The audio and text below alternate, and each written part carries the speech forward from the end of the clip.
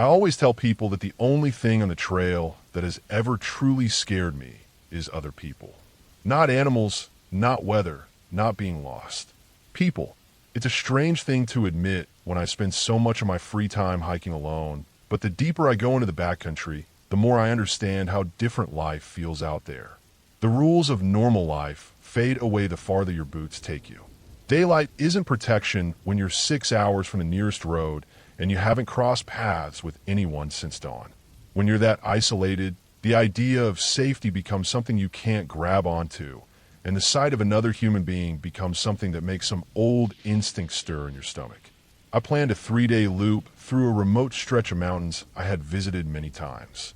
I knew the elevation changes, the water sources, the empty valleys where even the air felt lonely. It was mid-autumn, quiet, and cold enough that only the serious hikers were still out there. The first day was easy and familiar, but by the second afternoon, I started to feel that strange pressure in the back of my skull that always comes when I've been alone too long. It was an odd mix of peace and tension. My brain felt calm, but my senses felt sharper than they ever were in regular life. The sound of my pack straps creaking felt too loud. The soft thud of my boots on pine needles felt too close. Every shifting shadow under the trees seemed to tug at my attention. I had been hiking for hours without seeing anyone. The trail wound through a dense stretch of forest, the kind where the tree trunks stood like thick pillars, and the light stayed dim even at midday. Everything smelled like cold earth and damp bark. I kept moving at my steady pace, not thinking about much besides the weight on my shoulders and the quiet around me. Then it happened. That tiny flick of instinct that tells you someone is near. I didn't hear footsteps or voices. There was no movement in the brush. Nothing signaled danger in a normal way. It was just that sudden weight in my stomach that felt like a warning. I slowed without meaning to and looked ahead, expecting to see nothing. But after a few seconds, a figure came into view.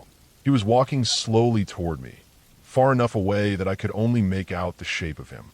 He didn't look odd from the distance, just another hiker moving carefully along the narrow trail. But something felt wrong. Not wrong in any clear, dramatic way. It was more like my brain kept tugging on a thread, telling me that there was something about him that didn't fit with the place or the moment. I kept walking because stopping would feel like announcing something I didn't want to announce. The farther we closed the distance between us, the stranger the feeling grew. He was humming. Just a low, steady hum, the kind that vibrates more than it sounds like a tune. Lots of hikers make noise on trails, especially in bear country, but there were no bears here. There never had been. People didn't hum in this area. They moved quietly and smoothly, saving their energy for the steep climbs. He didn't look up until we were only a few yards apart. When he finally lifted his head, the humming didn't stop. The sound stayed steady, as if the awareness of me didn't change anything for him. That was the part that tightened something in my chest. Normally, when you come across someone in a place this isolated, there's always a clear moment where both people acknowledge the strange vulnerability of seeing another human miles from help. Even without talking, you feel it. But he gave off nothing. His face was blank and tired in a way that didn't look like trail wear. His clothes were dirty in a pattern that didn't look like normal backpacking grime. There was no pack on his shoulders, no water bottle in his hands, no sign that he belonged on the trail at all.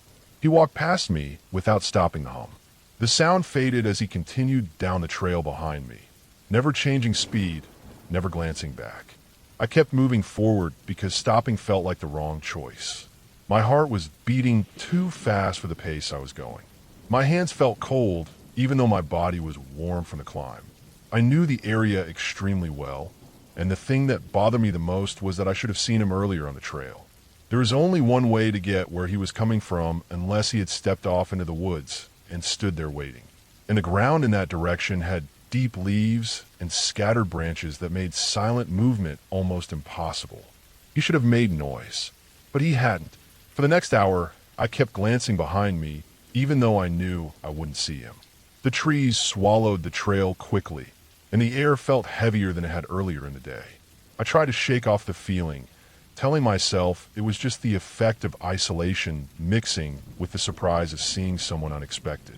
But it didn't fade. Everything felt slightly tilted out of place now, like the world had shifted half an inch to the left, and I was the only one who noticed. I reached my planned campsite just before sunset. It was an open spot near a slow, cold creek, the kind of place that usually felt welcoming after a long day. But that night it felt exposed. The forest around it seemed too quiet, as if the woods themselves were holding their breath. I set up my tent carefully, checking every angle of the trees without admitting to myself why. I cooked a small meal and tried to settle my nerves, but the sky darkened too quickly and the sounds of the forest felt unnatural. Every snap of a twig made me stop and listen. Every gust of wind felt like it carried something else with it. I lay in my tent that night, staring at the fabric above me. The humming wouldn't leave my head. I kept imagining that steady, low sound drifting through the trees toward me.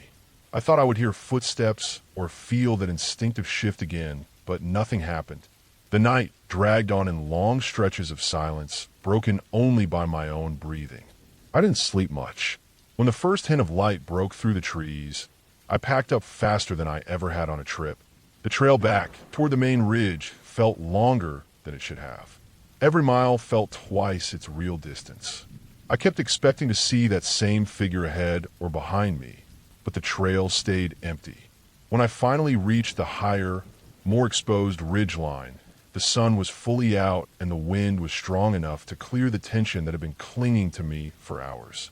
The world felt normal again, and the fear began to fade into something more manageable and logical.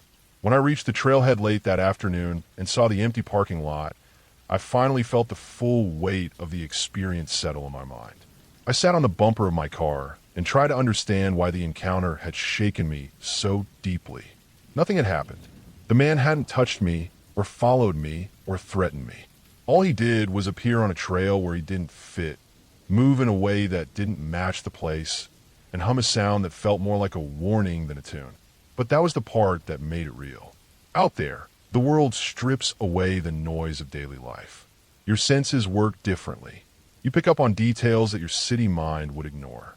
You understand how fragile everything is. You rely on instincts that have been quiet for most of your life.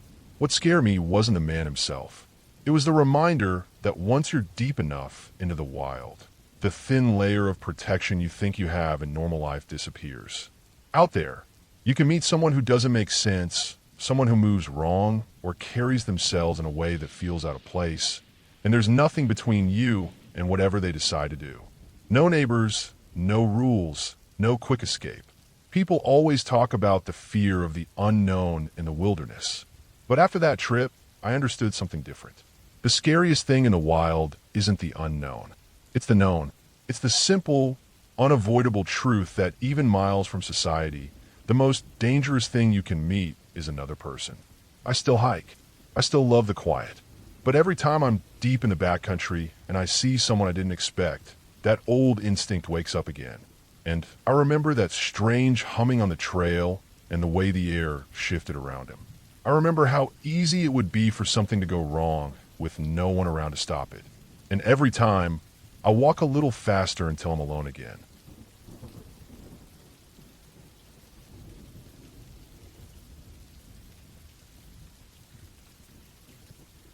I had been hiking for most of my life, long enough to understand that the scariest moments on a trail usually came out of nowhere. They weren't dramatic, they weren't loud, and they weren't something you could prepare for. They just arrived in front of you while you were thinking about something else, and by the time your brain caught up to what your eyes were seeing, you were already in danger. That's how it went the first time I walked around a blind corner and found myself 20 or 30 feet from a grizzly. It was a cool morning with thin light coming through the trees, and I remember thinking about how empty the valley felt. Then I stepped over a small rise in the trail and saw a large shape on the switchback below me. At first, my mind didn't accept the size of it. It looked like a mound of earth or a rock. Then it moved, and the whole thing seemed too big and too close at the same time. It was an adolescent male, maybe around 250 pounds, and he was so focused on tearing up plants that he didn't care I was standing there frozen. I could hear him breathing, the slow and relaxed kind of breathing that only an animal comfortable in its own strength made. I didn't move for several long seconds, and after a moment, he simply turned his head, gave me a single empty glance, and went right back to foraging. Nothing in his body changed. He didn't tense up or lift his head again. I was nothing in his world, and somehow that made the moment even stranger. I backed away slowly until the trail curved again, and then I kept walking for a long time without looking back. The second time was a bigger shock. It was a warmer day, and I had stopped thinking about bears completely. The trail wound through thick brush that came right up to the edge of the path, which meant I couldn't see more than 10 or 15 feet ahead at any point. I remember smelling the sweet scent of the vegetation baking in the sun, and I remember how quiet the forest was. Then I stepped into a patch of deeper shade and almost walked straight into the back and a huge female grizzly. She stood there broad and heavy, with two cubs that looked about the size of St. Bernards tumbling around in the brush next to her. One cub pushed its nose into her side. The other climbed over a fallen log. She didn't even turn her head toward me. She just kept walking, slow and steady, like she owned the entire hillside. The cubs followed her in a loose, wobbling line, and the three of them moved away until the brush swallowed them. I didn't breathe until they were out of sight. The silence afterward felt too large, like the forest was holding its breath with me. Those two moments taught me something important about fear. Bears didn't have to be doing anything to terrify you. Being near them was enough. But even then, they weren't the animal that stayed stuck in my mind. The moose were a different story completely. Bears scared me because I respected what they could do. Moose scared me because they didn't care about anything except whatever anger they carried inside them. They were like huge, ancient things built out of muscle and bad temper. And the more time I spent outdoors, the more I learned to treat them with the same caution I'd give a dangerous person. I had seen enough of them from a distance to understand their mood never seemed good. Their long legs made them look awkward when they walked, but when they decided to run, they moved faster than seemed real. And the antlers made them look like walking creatures wrapped in old tree roots. One afternoon, I was hiking alone near a wetland area where the trees thinned out and the grass grew tall. I could hear insects everywhere and the squishing sound of soft mud under my boots. I remember noticing moose tracks in the mud. They were deep, spaced far apart, and so clean that I knew they weren't more than a few hours old. I kept walking, but at a slower pace, turning my head every few steps to scan the edges of the marsh. The air felt heavy in a way I couldn't describe. I wasn't thinking about bears at all. My mind was locked on the idea of a moose stepping out of the grass without warning. The thought alone made my chest tighten. I imagined those long legs clearing the distance in a few seconds. I imagined the sound of its breath and the thud of its hooves hitting the ground. That fear stayed with me for the rest of the hike, and even when I reached the thicker forest again, my shoulders stayed tense. That fear only got worse after what happened in Glacier Park. I had pulled into a parking area with a clear view of the mountains, the kind of view that made you forget everything for a moment. I parked, stepped out of my car, and felt the dry wind hit my face. Then I saw movement to my left.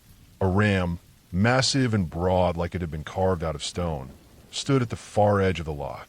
Its curved horns framed its head, and its body looked like nothing but muscle shaped into the form of an animal. It didn't charge. It didn't even move toward me. It just looked at me with a hard stare that told me exactly what it could do. I didn't have to imagine the impact. I knew that if it hit me full force, my body wouldn't hold together. It would break me apart as easily as a thin piece of wood. I got back in my car without thinking. The door closed, and only then did I feel the air return to my lungs. That moment changed the way I looked at the animals I crossed paths with. It reminded me that wild places belong to things that were stronger, faster, and more unpredictable than I ever would be. Every trail, every valley, every open clearing carried the possibility of something stepping into my path. Not because it wanted to harm me, but because it happened to be there. That realization stayed with me every time I laced up my boots or packed my gear. Over the years, those memories formed a strange pattern. The bears were the biggest, but they gave me the least trouble. The moose were the ones that made my hands sweat, even when they were far away. And the ram in the parking lot was the one that gave me the clearest picture of what real danger looked like. Not dramatic danger, not loud danger, but simple, quiet, physical danger standing a few feet away. The scariest part of all of it was how normal those moments were. They didn't feel like scenes from a story. They felt like facts of life, the kind that were easy to forget until you were staring at something that could end you in a second. And the more time I spent outdoors, the more I understood that survival wasn't about strength or bravery. It was about distance. Distance from the corner you couldn't see around. Distance from the brush that moved at the wrong time. Distance from the animal that didn't need a reason to ruin your day. Those encounters didn't stop me from going outside, but they changed the way I moved. I walked slower. I paid attention to sounds I used to ignore. I watched the trail ahead with more patience. And whenever the forest got too quiet, I felt that familiar tightness in my chest, the simple reminder that the wild didn't care if I was ready or not. It only cared that I respected the space between me and the things that lived there. In the end, that became the clearest lesson I carried with me. The wild wasn't trying to scare me, and it wasn't trying to protect me. It just existed. My job was to move through it with enough caution to make it back home. Those moments with the bears, the moose, and the ram stayed with me because they showed me how thin the line really was. But they also showed me that fear could be useful if I listened to it. And as long as I respected that fear, I could keep walking the trails I loved without forgetting what waited around the corners I couldn't see.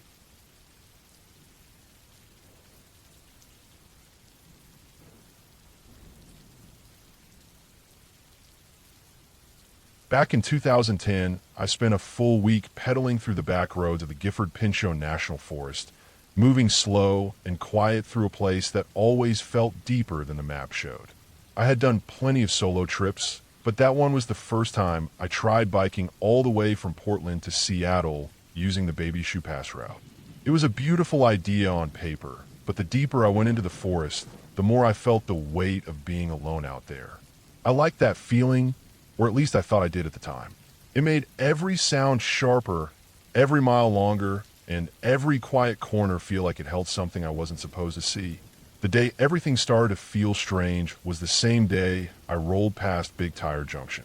The air was warm and still, heavy with that late summer forest smell that sits like a layer on your skin. The forest around that area feels huge in a way that pictures never show. The dirt roads stretch out forever, and every trail seems to fall deeper into the trees than you expect. My plan for the afternoon was simple. Find a jeep trail, ride in until I saw a flat patch of ground, and set up camp somewhere that felt quiet. I like staying far from other people. Back then, the idea of being 50 miles from the nearest town made me feel free. The first trail I picked seemed perfect until I came around a curve and almost ran into a black bear. It was standing in the middle of the trail, eating something I couldn't see. I stopped fast, and for a moment, I felt that deep cold spike you get when you realize you're way too close to something wild. I rang my bike bell over and over until the sound echoed through the trees. The bear looked at me, decided I wasn't worth the trouble, and moved off the trail. I turned around right away. I wasn't scared of bears in general, but I respected them, and I didn't want to camp anywhere near one that I had just bothered. I rode around a bit and found another jeep trail. It dipped down into the forest, quieter and darker than the first. It was a nice flat spot about half a mile in. No sign of recent tire tracks, no trash, no fire rings, nothing. Just a patch of forest floor with thick moss, a few fallen logs, and the steady hum of mosquitoes. I was around 4,200 feet, and the higher I got, the worse the mosquitoes became. I hadn't brought a tent on that trip because I wanted to travel light. That was one of those decisions that sounds smart until you're being eaten alive. I crawled into my sleeping bag around 8:30 just to get away from them. It was still light out, and I remember the sky had that pale evening glow where the last bit of sun sits behind the ridge. I wasn't expecting anyone to be on that trail. It was a dead-end road, and it wasn't near anything a normal person would be driving to. That's why the sound of an engine cut straight through me. It didn't belong there, and I knew it instantly. It was a slow, steady growl moving up the road, getting closer. When I peeked my head out of the bag, I saw a truck crawling around the corner, the kind of old pickup that rattles when it idles. The driver looked right at me. I'll never forget that moment. His face was unreadable. No surprise, no curiosity, nothing. Just a blank stare as he rolled past my camp without slowing down. He kept going down the trail until I couldn't hear the engine anymore. I pulled out my map and studied the thin gray line that marked the Jeep trail. It clearly ended after dropping into the canyon for a mile or two. There was no through route, no private property, no cabins, nothing. There was no reason for anyone to be on that road, especially not that late in the evening. I sat there thinking about how there were only two people in the world who knew I was in that exact spot. Me and the stranger who had just driven past my camp without saying a word, without even showing a hint of why he was there. I kept telling myself he was probably just exploring or checking something, but the forest around me suddenly felt different, quiet in a way that didn't feel natural, like the trees were listening. I stayed put because moving in the dark didn't feel any safer. I lay awake inside my sleeping bag, staring at the trees through the tiny gap in the zipper, listening for that engine again. It took about 30 minutes before I heard it, faint at first, then growing louder. The truck came slowly back up the trail, drove past me again, and kept climbing until the sound faded into the distance. He never stopped. He never looked over. He just passed through as if he was checking something off a list. I didn't sleep much that night. Every twig snap felt like footsteps, and every gust of wind felt like it carried someone's breath. I kept expecting to hear that truck again or hear someone walking toward my camp. But nothing happened. When the sky finally turned gray, I packed fast and got moving. My legs felt stiff and heavy from not sleeping, but riding gave me something else to focus on. The next night, I ended up near an abandoned campground close to Taklak Lake. The Forest Service had put up a big berm to block vehicles, but people had carved away around it. The place looked forgotten, overgrown grass pushing through broken asphalt. I set up far from the road and tried to calm down after the tension of the previous night. But just after sunset, a group of people showed up. I could hear their voices carrying through the trees before they even parked. They were drunk, shouting, laughing the way people do when they think they're alone in the woods. Then the gunshots started. Wild shots into the air, or maybe at cans or trees. I couldn't tell. I just knew I didn't want them to know I was camped nearby. I stayed still, hoping they wouldn't wander around. I listened to them yell and stomp around, and every time a shot echoed, I felt that jump in my chest. Not fear of ghosts or creatures, just fear of people doing stupid things in a place where help was hours away. I got maybe an hour of sleep that night, maybe less. At 5 a.m., I slipped out before they woke up. The air was cold and quiet. The forest felt normal again, almost peaceful. As I pedaled back onto the main forest road, I felt the nerves in my chest slowly settle. It was one of those mornings where the sun stays hidden behind the trees, but everything starts to brighten all at once. I kept riding and didn't stop until I was well past the lake, far from the campground and far from the strange man on the dead-end road. Looking back, it wasn't any one moment that stayed with me. It was the whole feeling of the trip, the repeated reminder that the forest is beautiful, but people inside it can be unpredictable. That trip taught me something I had ignored for a long time. Being alone in the woods gives you freedom, but it also strips away the illusion that you're ever fully in control. You can plan your route, pick your camp, even think you understand the land around you, but you can't plan the things you'll run into. Not the wildlife, not the weather, and definitely not the people who appear out of nowhere without a reason. When I think about that week now, I still miss the freedom of it. I miss the silence, the long climbs, the feeling of being far from everything. But I also remember lying awake in my sleeping bag in the middle of a massive forest, realizing that the only person who knew where I was had no reason to be there at all. And that's the kind of moment that stays with you long after the trip is over.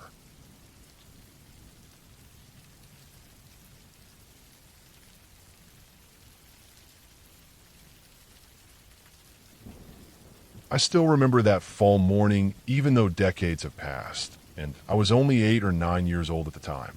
The memory comes back in pieces, but once it starts, everything feels sharp again, like the cold air from that morning never really left my lungs. My dad and I used to go hiking in a small state park close to where we lived. It wasn't the kind of place people traveled across the country to see, just a few trails cut through mixed woods and a small creek that flashed silver when the sun hit it at the right angle. Back then, it felt big to me. Everything felt big when I was that young. The trees seemed tall enough to hold the sky in place, and the paths felt like they could lead forever. That morning was one of those early fall days where the cold sat lightly over everything but didn't sting. The leaves hadn't all fallen yet, but enough had dropped that each step made a dry, crisp sound. I liked hearing that sound because it made me feel like the woods were reacting to me, like I was leaving a trail behind that the park would remember. We had only been hiking for about an hour before we stopped to rest. My dad sat on a fallen log, and I kept walking a little farther ahead because I had too much energy to sit still. I remember the air smelling clean like cold water and dirt, and I remember thinking the day felt safe. Nothing strange, nothing heavy, just squirrels running around and tiny birds hopping between branches. It was so normal that what happened next didn't fit the world I knew then. It still doesn't. I walked maybe 20 or 30 feet away from the trail, not far, but far enough that the noise of my dad shifting on the log faded behind me. The ground dipped slightly there, making a shallow bowl filled with brown leaves that had blown into it. At first, I didn't pay attention to anything. I was kicking at sticks and trying to balance on a root when I noticed a patch of leaves that looked strange. The layer wasn't smooth like the other piles. It looked disturbed, like something had pushed up from underneath, creating a soft mound. Then I saw the flash of white. At first, I thought it was a piece of trash because sometimes people left things behind in the woods. But the shape was too smooth, too curved. I bent down without really thinking, the way a kid does when they see something curious, and I brushed a few leaves away. The white shape grew larger. It was round. I brushed away more leaves, and the world pulled tight around me as I realized I was looking at a skull. A human skull. Small, too small to belong to anyone grown. For a few seconds, I didn't move. The cold air felt like it slid right through me. My brain couldn't connect what I was seeing to anything that made sense. The skull was tilted slightly, as if whoever it once belonged to had been looking toward the trail. A few ribs were visible too, still arranged in a faint pattern under the remaining layer of leaves. The bones were the size of child's bones. They were the size I could have been. Something inside me went stiff, like my body understood before my mind did. I backed away slowly, my feet slipping on the leaves, and the woods didn't feel calm anymore. The air felt heavier. Even the squirrels stopped making noise. Every sound around me seemed too quiet or too far away. I knew I needed to get back to my dad, and I moved without letting myself think too deeply about what I'd seen. Everything after that felt fast and slow at the same time. Fast because my heart was beating hard, slow because every step felt heavy. When we left the park, I remember the parking lot feeling strange too, like the world outside the trees shouldn't look normal when something so awful was lying just a short walk away. But it did look normal. Cars, pavement, people loading gear. It made the whole thing feel even more unreal. Later that day, the police took us back to the spot. The hike felt colder than before, and the woods looked darker even though it was the same time of day. I kept seeing that skull every time I blinked, the way it had been half hidden, like it had waited years for someone to lift those leaves. The officers stayed there for a long time, walking around slowly, marking things, taking photos. I didn't understand any of it then. I just felt a heaviness I hadn't felt before, like the woods had secrets that didn't care how old I was. When we went home that evening, everything felt quiet. Even the drive felt longer than usual. My dad tried calling the police a couple of times after that, trying to find out what they discovered. I think he hoped for answers because he saw how much it had shaken me, and because it had shaken him too, even though he tried not showing it. All we ever heard was that the bones were human. Nothing else. No name, no history, no explanation, no story that could make sense of how a kid my age had ended up under a pile of leaves in a quiet state park. As I got older, the memory didn't fade. If anything, it grew sharper. When you're a kid and you find something like that, it doesn't leave. It sits in your mind like a cold stone. Sometimes I would go over every detail in my head. trying to guess what might have happened. Maybe the kid got lost. Maybe something happened to them, and no one knew where to look. Maybe someone knew exactly where they were, but never said anything. Every possibility made me feel sick in a different way. I still think about that morning more often than I admit. I think about the small mound of leaves that looked no different from the others until I got close enough. I think about how quiet the woods became, as if the trees had seen everything and didn't want to say a word. I think about the weight of not knowing who that kid was, what their life had been like, or what their last moments felt like. And I think about how easily things can disappear in the world when no one is there to speak for them. Some memories soften over time, but that one never did. It stayed sharp, like the bones themselves. And every time fall comes around and I smell that same cold air mixed with leaves and dirt, I feel it again. The same chill, the same tightness in my chest, the same sense that something quiet and terrible had been waiting under those leaves for a long time. I hope that whoever that kid was, someone eventually gave them back their name. I hope their family learned what happened, even if the truth was hard. No one deserves to disappear into the ground without someone looking for them. No one deserves to be found by accident decades later by another kid who just happened to wander a few steps off a trail on a peaceful fall morning. That hope is the only thing that keeps the memory from feeling completely hollow. It doesn't fix anything, but it gives the story an ending I can live with, even if the real one was never found.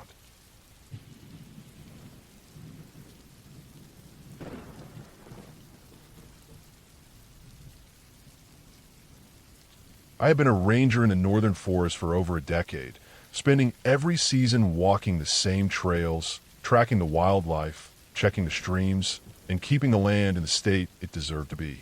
The forest itself seemed to have a rhythm, a pattern in every branch, every bend in the river, every clearing where sunlight hit the ground just right.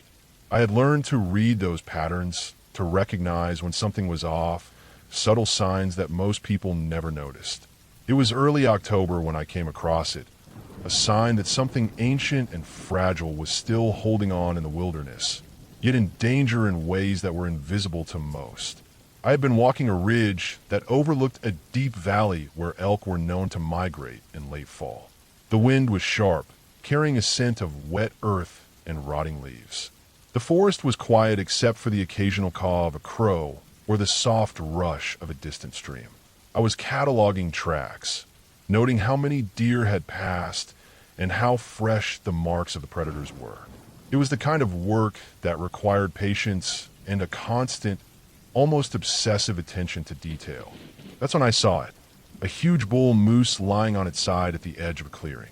At first, I thought it was dead, maybe hit by poachers, but as I got closer, I noticed it wasn't just that it was down, it looked wrong. Its legs were stiff, locked at odd angles, and the way it had fallen into the grass suggested it hadn't struggled.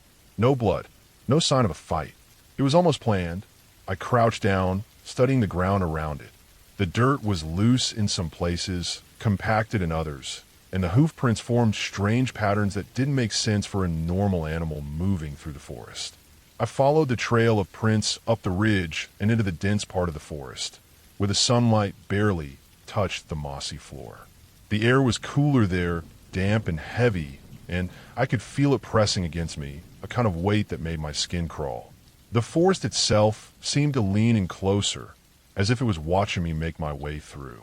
For hours, I traced those patterns, documenting them, measuring the spacing of the footprints, noting how some of the smaller tracks, coyote or fox, circled around in a way that suggested they were either tracking something or being careful not to disturb it.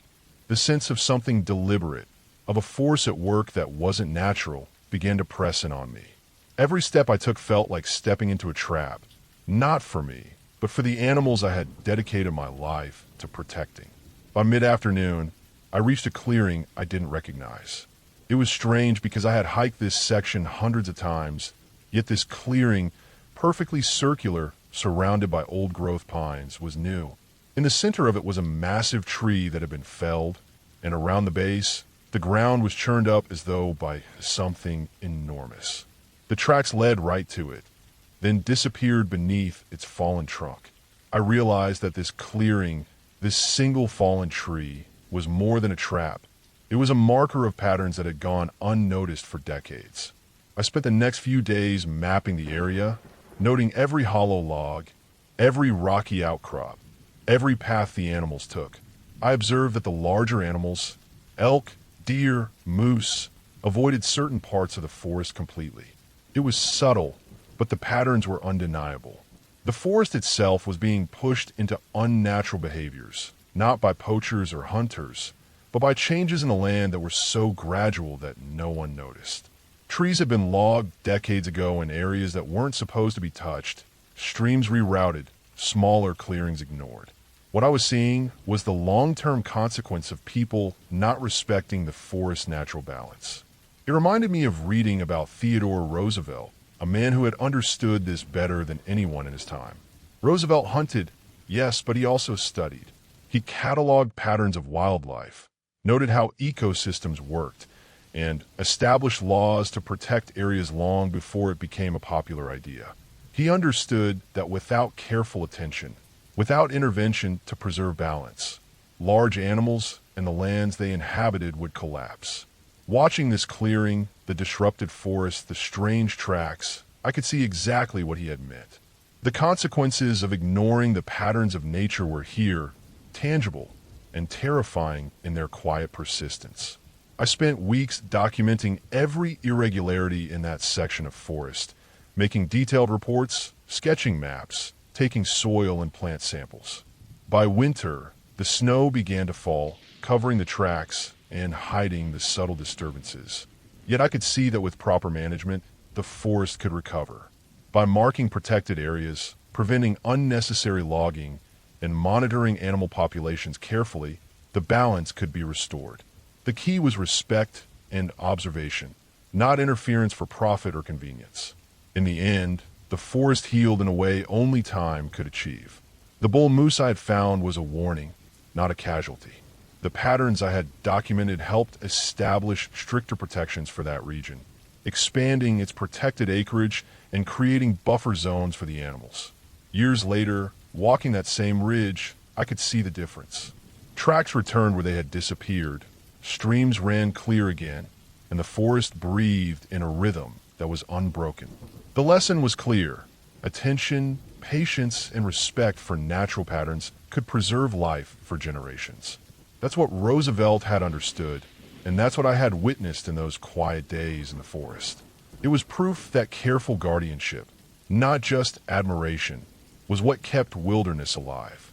By the time I left that section of forest for good, the sun was low in the sky, casting long shadows over the ridge. I looked down into the valley and saw a herd of elk moving through, cautious but confident, following paths that had been reopened and preserved. I felt a deep sense of satisfaction knowing that the forest, if treated with the care it deserved, would continue on its own, thriving quietly long after I was gone. It wasn't dramatic, it wasn't flashy, but it was real, and in its realism, it was enough.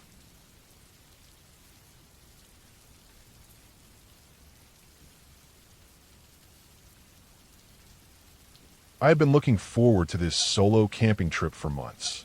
The Appalachian Trail had always been a place I wanted to experience on my own, and I planned it carefully. Enough supplies for a few days, a sturdy tent, food, water, and all the usual gear. I picked a section of a trail that was known for being quiet and secluded, hoping for some solitude and a chance to really immerse myself in the woods. The first day went smoothly. I hiked a decent distance, set up my tent in a small clearing near the trail, and settled in for the night. The woods were peaceful, the sounds of crickets and the occasional distant bird filling the air, nothing unusual at all. On the second day, I explored a gravel road that ran parallel to a section of the trail. It was wide enough for a car, mostly flat, and surrounded by dense forest on either side. The sun was bright, filtering through the trees and casting long shadows across the road. I walked for hours, stopping to look at the streams that cut across the path and the old trees that rose high into the sky. That evening, I returned to my campsite, made a small fire, cooked my dinner, and tried to enjoy the quiet. Night fell quickly. I decided to take a short walk down the gravel road to stretch my legs before it got completely dark. The forest changed at night. The quiet was no longer peaceful, but tense, almost heavy, pressing in from all sides. I felt that familiar thrill of being completely alone in a vast wilderness, but then a strange sensation crept over me, a prickling at the back of my neck that made my skin crawl. I couldn't shake the feeling that I wasn't alone. I stopped and looked around. The gravel road stretched behind me, disappearing into darkness, and the forest pressed thickly on either side. Then I saw it. On the right side of the road, where the terrain sloped upward sharply, I noticed two glowing eyes reflecting the faint light of my flashlight. They were about 15 feet up the incline, set in a darkness I couldn't see past, but their size made it clear it was a large animal. My heart started pounding. My mind raced through possibilities: deer, bobcat, maybe even a stray dog. But the intensity of the stare made me instinctively understand this was something bigger, more deliberate, more dangerous. I stayed frozen for a moment, trying to assess. The animal didn't move, didn't make a sound, it just watched, locked on me. I scanned the ground nearby and noticed a thick tree limb lying across the road. I didn't want to turn my back or bend down, so I carefully slid my foot under it and kicked it up into the air, catching it with my hands. It was heavy, not small, the kind of limb that could at least make a statement if I had to defend myself. Holding it firmly, I waved it toward the glowing eyes and shouted with as much force as I could muster. The animal's eyes widened briefly, and then it moved back into the shadows, disappearing as quickly as it had appeared. I stood there for a long time, tense and shaking, scanning the darkness, but there was no sign of it. I walked back to my car slowly, every sense on high alert. The woods seemed alive, every sound magnified. The rustling of leaves, a snapping branch somewhere in the distance, the hoot of an owl echoing off the hills. I reached my car, slid in, and locked the doors. That night, I didn't go back to my tent. I sat in the car, doors locked, engine off, listening to the faint sounds of the forest and trying to calm down enough to sleep. Sleep came fitfully, with every shadow outside the car taking on shapes that weren't really there, and every sound making me jump. The next morning, I decided to cut the trip short. Even in daylight, the memory of those eyes haunted me. I packed up quickly, making sure nothing was left behind, and drove away from the trail. As I descended from the higher elevations, the familiar sounds of distant roads and cars replaced the oppressive silence of the forest. I kept thinking about what I'd seen, the large size of the eyes, the patience of the animal. I never identified it. It could have been a mountain lion, although sightings were rare in that region, or maybe a large bobcat. I couldn't be certain. The experience left a mark. I realized how vulnerable humans really are in the wild, even with planning and precautions. I started to appreciate the importance of respecting the territory of wildlife and the unpredictability of nature. That trip taught me to be vigilant, to always keep an eye on my surroundings, and never to underestimate the presence of something silently observing. I returned home that morning, tired, shaken, but grateful to be safe. I never went back to that section of the trail alone. I shared the story with a few friends, careful to emphasize that it wasn't a ghost story or some supernatural tale, just the raw, unsettling reality of being in the wilderness. Even now, thinking about it makes my skin crawl. That moment on the gravel road, those glowing eyes in the dark, and the rush of adrenaline I felt, it's a memory that has stayed with me. A reminder of how quickly a quiet night in the woods can turn into a test of instinct and survival. The trip was cut short, yes, but I came back wiser, more cautious, and more respectful of the forest. And above all, I learned that sometimes the safest place in the wilderness isn't the tent under the stars, but a locked car, engine off, quietly listening to the forest until the danger has passed.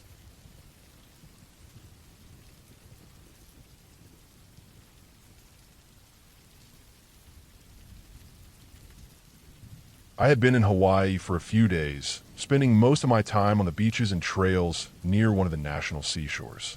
That morning, I woke up early and decided to have breakfast at a small restaurant just a few hundred yards from the shoreline.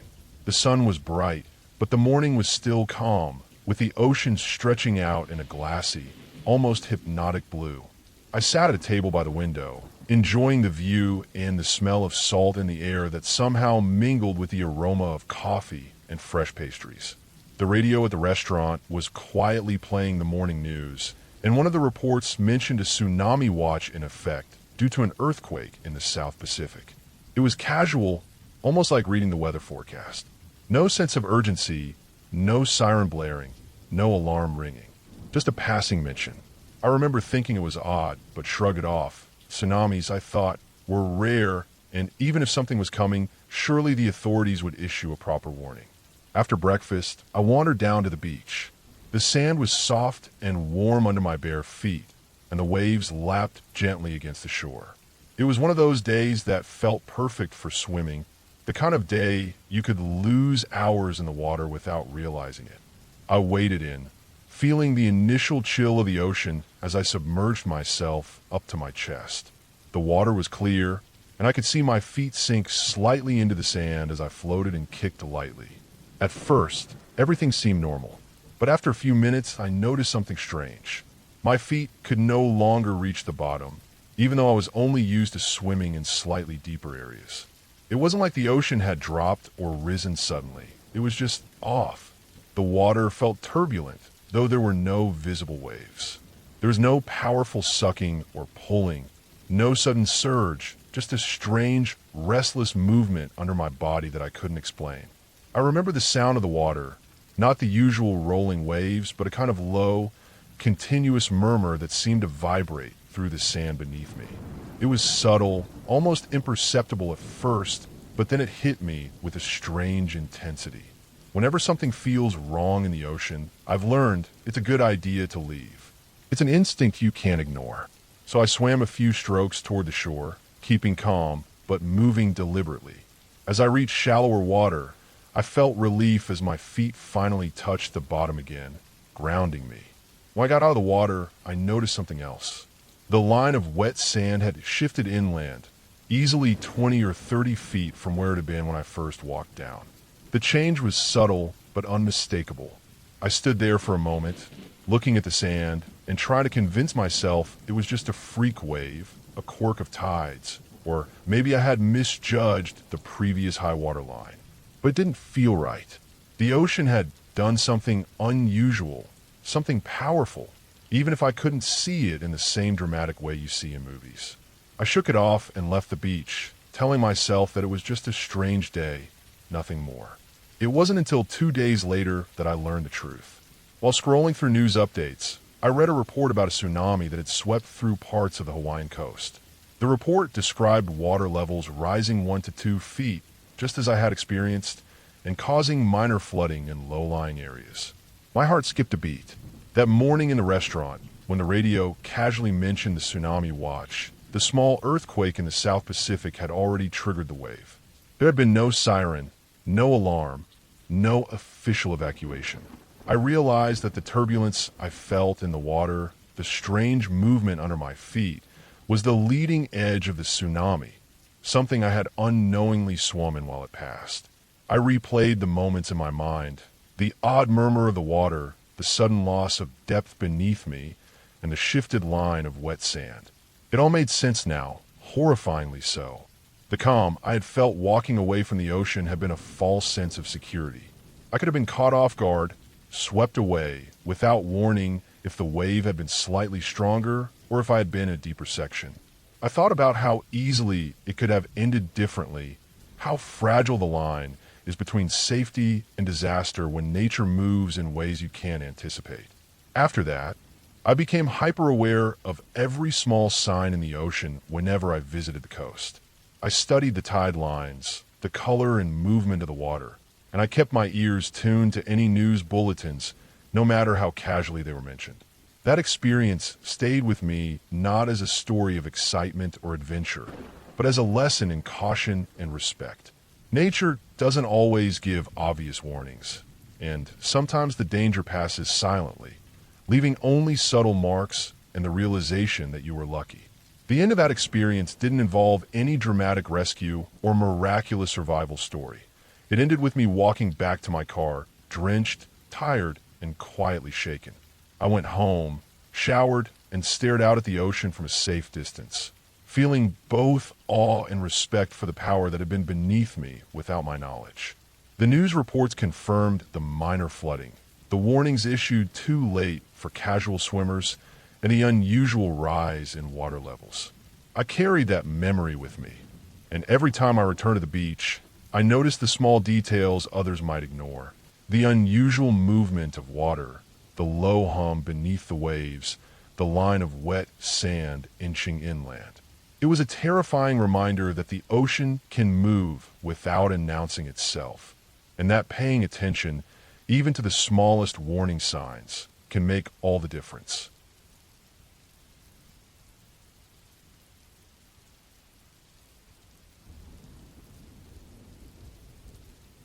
I started feeling the heat before I ever stepped outside. It was the kind of heat that crawled up the walls and settled in the air, even with all the windows closed. I lived next to two national forests, and from June to July that year, everything around us had turned into dry fuel. For weeks there had been talk of fires, warnings, maps showing orange zones creeping close, but nothing prepared me for the night when the mountain itself looked like it was bleeding fire.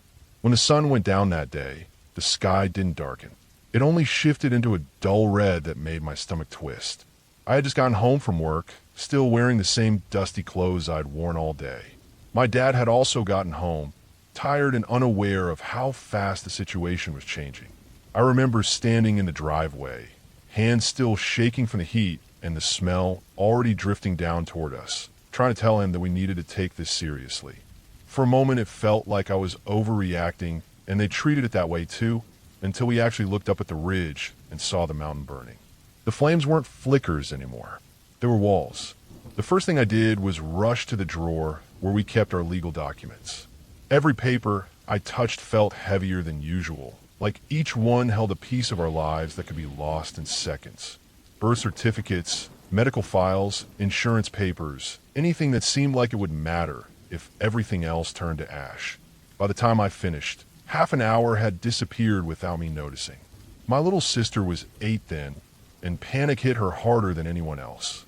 I found her sitting on the floor of her room, surrounded by stuffed animals, hugging them like she was trying to keep them all alive. The air in her room felt sharp from her crying, and I could barely breathe from the heat upstairs. She kept trying to shove all her toys into a bag that couldn't even zip. It hurt in a way I can't explain, telling her she had to choose only a few. Watching her sort through them with shaking hands felt worse than watching the mountain burn. She was just too sad to make sense of anything. So I packed most of her things myself while she clutched the small elephant she'd been given by an ambulance crew years before. She said she couldn't leave that one behind, and I didn't blame her. My other sister was strangely calm. When I checked on her, she had already packed a small bag with the things she cared about and was sitting on her bed waiting. In a way, her calmness scared me even more because it didn't match what was happening outside. My parents told me to pack my own things next. I went back upstairs and the heat almost knocked me back down the stairs. It was summer and I lived on the top floor, and I could feel every degree of it.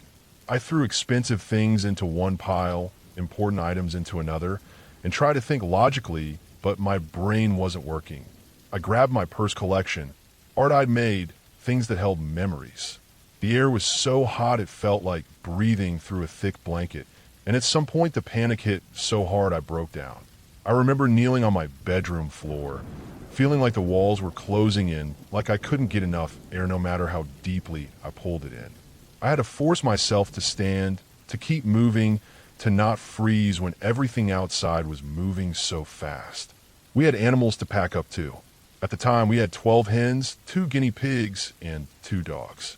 Each one needed food, water, bedding, leashes, bottles, everything that would keep them alive if we had to leave for days. It took forever, and yet time was slipping through us faster than we could keep track of. The fire was halfway down the mountain by then. The sky looked wrong, like someone had painted streaks of orange and purple across it and forgot to stop. We brought the guinea pigs to the door in their transport cage. My dad had borrowed a trailer from his boss, something big enough for most of our things. I wasn't allowed to help carry anything outside. With my asthma, the smoke could have dropped me to the ground before anyone noticed. So I stayed near the door, doing whatever I could inside while everyone else went in and out, their clothes coming back covered in ash. By the time we finally got everything ready, it was night. The fire had reached the base of the mountain on one side, and it glowed so bright it made shadows dance across our walls. I asked again if we could leave, but my parents said no. I don't remember arguing. I think I was too tired, too overwhelmed, too out of breath to say anything else. I don't even understand how I fell asleep, but the three of us, my sisters and I, ended up sleeping near the front door. Maybe we stayed there because it felt like the fastest way out. Maybe because it was the part of the house furthest from the fire. I don't know, but I remember lying there, staring at the shape of our front windows lit up orange, feeling like I was watching the end of something. It was mesmerizing in a sick way. The flames were so bright, they made midnight look like late evening. The colors were wrong. Orange flames, purple smoke rising in slow waves, and a pale moon above it all. It looked like something unreal, something painted, something you shouldn't stare at but couldn't look away from. I hated how beautiful it looked when I knew it was destroying everything it touched. Around 2 a.m, I finally fell asleep after reading for a while. I kept waking up every so often, thinking I was dreaming, because each time I opened my eyes the flames looked smaller than before. It didn't make sense until the last time I woke up and saw only smoke in the sky. I got up at 6, earlier than anyone else. My body felt sore and stiff, and I could feel that thin layer of fear still sitting in my chest. The mountain was still burning, but the huge flames were gone. Someone had stopped it. Not completely, but enough to keep it from reaching us. When I woke everyone up, there was this slow moment where none of us spoke, and then the whole house broke into relief. My sister clung to me. My mom cried. Even my dad looked like someone had let him breathe for the first time in hours. We found out that several local fire departments had worked through the entire night to set up a fire line. That was the only thing that stood between the fire and our home. One firefighter had been badly burned, but he lived, and he was out of the hospital a month or 2 later, still getting therapy, but alive. The night before, a water bucket helicopter had crashed near the ridge, and somehow nobody died. Only one house burned. Some government buildings, too. 35,000 acres gone, but the town survived. Later, when the smoke cleared and the fear settled, the reality of it all crashed down in a different way. We'd had a house fire before. We knew what it felt like to lose things fast, to watch a life sink into flame. And we knew what it felt like to lose animals. Lady, our dog, hadn't survived that earlier fire. Thunder, my bird, had died in an accident. Rex, the fox at the sanctuary, died from the heat and the stress of the wildfire. Loss had always been close to us. But that night, we saved our home. We saved our animals. We saved the pieces of our lives we could carry. And even though the memory of that mountain burning still crawls through my mind, even though I can still see the colors of that sky, when I close my eyes, I know we got through it. The fire took a lot, but it didn't take us. And that, more than anything, is what I carry from that night.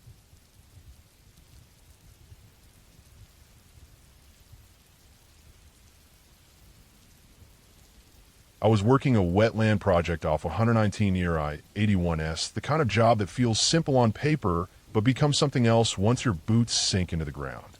I had been out there for a few days, flagging and mapping boundaries around an old farm reservoir that sat at the base of a long ridge. The place used to be part of private farmland decades ago, and even though it's public now, you can still feel the leftover human footprint under everything. Broken fence posts swallowed by moss, metal scrap half buried in the soil, odd trails that go nowhere. I've always liked that kind of quiet. It makes my job feel like I'm walking through layers of time while trying to piece together how water still decides to move. That day the weather was typical early fall. Cool enough that I could see my breath when I paused. Warm enough that the sun off the ridge made the mud loosen under every step.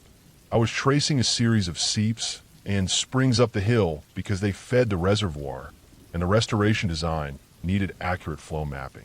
I've done that kind of tracing 100 times. Normally it's peaceful work, following trickles of water uphill, watching them split and vanish, crouching to take notes or add a flag. For most of the morning, that's all it was. Just me, mud, and the steady sound of water moving somewhere below the leaves. Then the ground started to slope up a little steeper, and the trees grew close together in a way that blocked sound. It got unnaturally quiet, the kind of quiet you only notice after you've been listening to running water all day. I didn't think much of it first. I just kept climbing, placing flags behind me every few minutes. But when I crested the small rise, something shifted. The smell changed first. It wasn't rot, not exactly. More like old metal and stale beer mixed with damp dirt. A lived-in smell. I stepped forward and saw it. A little cluster of junk scattered around a small clearing. Not new junk. Rusted-out furniture, half sunk into the ground. A refrigerator tipped on its side with the door twisted open like something had forced it. Tuna cans with faded labels. Chewing tobacco tins. Crushed natty, cans that were more rust than metal. I'd seen stuff like that in the woods before. Leftover hunting camps, makeshift hideouts, maybe even homeless camps that had long been abandoned. Out here, that wasn't worth raising an eyebrow. People leave odd things behind. I turned to head back toward the seeps when I saw the dog. A big German shepherd. Not wild, not dirty. Clean, well-kept, tail low but steady watching me. And I froze because I've been chased before, and a dog that size can do real damage if it decides you're a problem. My shovel was in my hand out of instinct. My heart jumped so hard I felt it in my throat. The dog didn't growl, didn't even tense. It just looked at me, then turned its head like it wanted me to follow. It didn't make sense. A clean dog meant someone was nearby. No leash, no gear, nothing like a camp that was still lived in. The place looked abandoned for years. But the dog kept checking on me, moving uphill a few steps and then looking back again. I didn't want to follow it. Every part of my job teaches me to avoid unknown human activity in remote areas. But there was a small chance someone was hurt up there. Maybe the owner, maybe someone who'd gotten lost or injured. And if I walked away and later learned someone had needed help, I wouldn't forgive myself. So I followed. The hill got steeper and the woods thicker. The dog stayed just ahead of me, never too far, always waiting. The air felt heavier the higher I went, like the trees were leaning closer. The ground changed too. Less leaf litter, more churned soil, as if something had been scraped or dragged around not long ago. I started seeing small pits in the ground, shallow holes that looked like someone had dug and refilled them. Dozens of them. They didn't look like animal work. Then I stepped into a clearing that made my stomach drop. In the middle of the woods, where no trail led and no sane person would camp, there were dolls, 20 or 30 of them. Old, sun-bleached, filthy dolls buried up to their necks in the soil. Only their heads and arms were sticking out. Every one of them had their arms pointed upward, all facing the same direction like they were reaching. The scene felt wrong in a way I can't explain. Not supernatural, not ghostly, just deeply, aggressively human in a bad way. A deliberate setup. Something that took time and focus and a level of thought I didn't want to imagine. I followed the direction they were reaching without meaning to. That's when I saw the deer. A full-grown deer carcass suspended in a tree. Not simply hung up like hunters sometimes do, looped up, twisted into the branches like someone had hoisted it in pieces and then lashed it together again. It hadn't been dead long. The smell was sharp and sour in the back of my throat. I could see where the hide had slipped and where insect had already found the softest spots. This wasn't hunting. This wasn't anything normal. The dog sat a few feet from the dolls and looked at me again, calm and steady, as if this was something it had seen before. My mind was already made up. I didn't examine anything. I didn't take notes or GPS points. I didn't take photos. I didn't want any part of that place tied to me. I turned around and walked back downhill, not fast, not slow, just steady enough that I didn't slip. I didn't look back at the dog. I didn't hear it follow. The closer I got to the old camp, the more normal the woods felt. The moment I saw the reservoir again, the air felt lighter, and I realized how tense my shoulders had been. By the time I reached my truck, I could feel my hands shaking. I sat there with the door open, letting the air wash over me until I felt like my body belonged to me again. I was getting married in a month. I wasn't about to risk walking into someone's twisted setup in the middle of nowhere and ending up part of it. I filed my work notes, finished my maps, sent what needed to be sent. The job was done. I never reported what I saw because I didn't know how to explain it without sounding unstable, and I didn't want to risk being dragged back out there to point anything out. I've worked dozens of wetland sites since then, some rougher, some stranger, but I never went back to that one. I won't. That ridge can stay exactly as it is. Whatever was going on up, there wasn't my job to understand. My job was finished the moment I got back to the truck alive, and that was enough for me.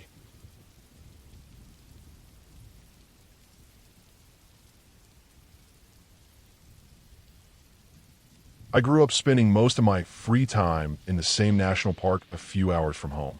My family had this habit of driving down the old logging roads and finding random spots to camp instead of using the normal campground. It made the trips feel like small adventures rather than planned vacations. By the time I was 13, I already knew the smell of the pine needles after rain, the way the mud changed color when you stepped in certain patches, and the sound of the wind moving through those tall trees. That year, we found the strangest spot we had ever camped in. It was tucked between two large ponds, both of them shaped almost like giant footprints pressed into the ground. The logging road started normal, but slowly became smaller, full of weeds and fallen branches, and the truck we had at the time couldn't handle the rough parts. We parked where the ruts became too deep and walked the last stretch on foot, carrying our gear over little hills and around rotting logs. The place looked perfect when we first reached it.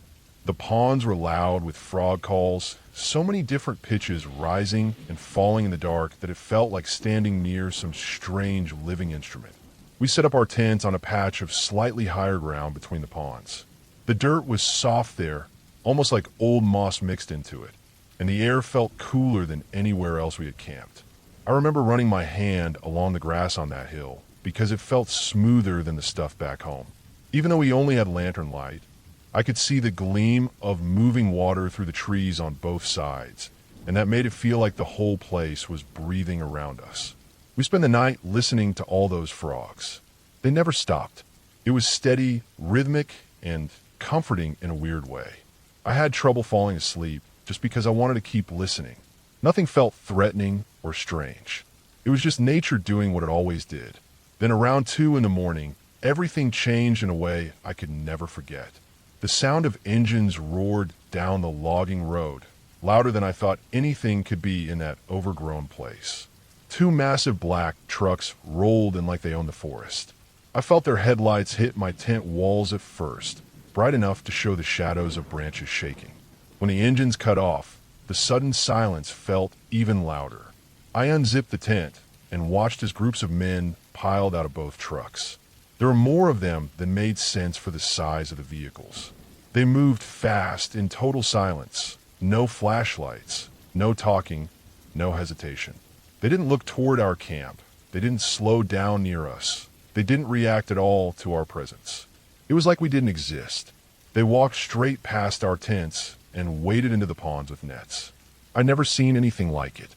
They skimmed the water, moving in wide circles, scooping frogs by the dozens.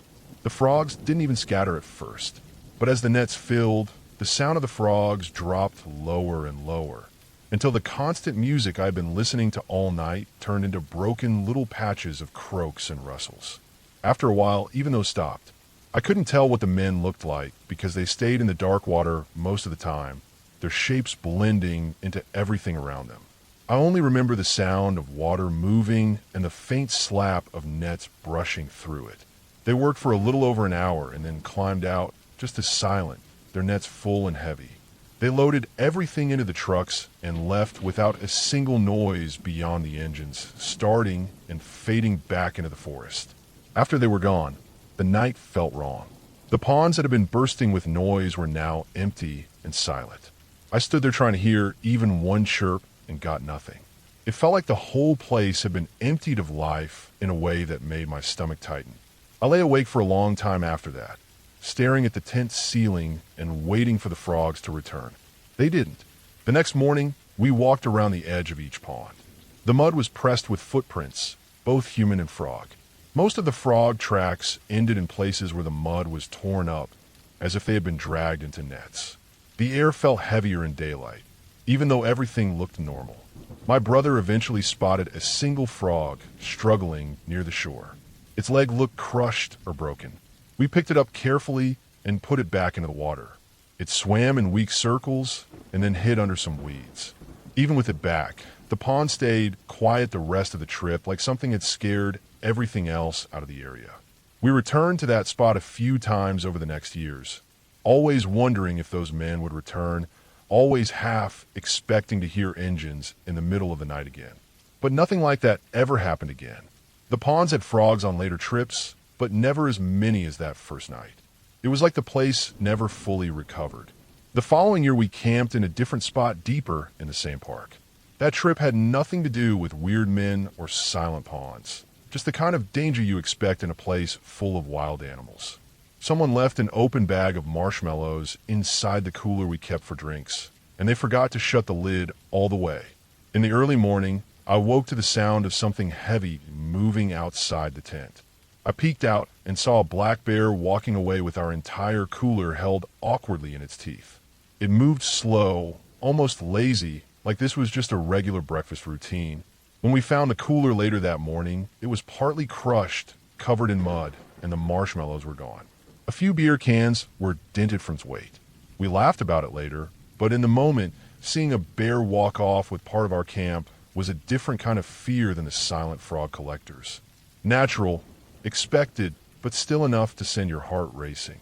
That whole period of my life left a strange mark on me. I learned that the forest has two kinds of danger. The first is the kind everyone talks about, the kind that involves animals, weather, terrain, and all the obvious stuff. You know what it is, and it makes sense. You can prepare for it.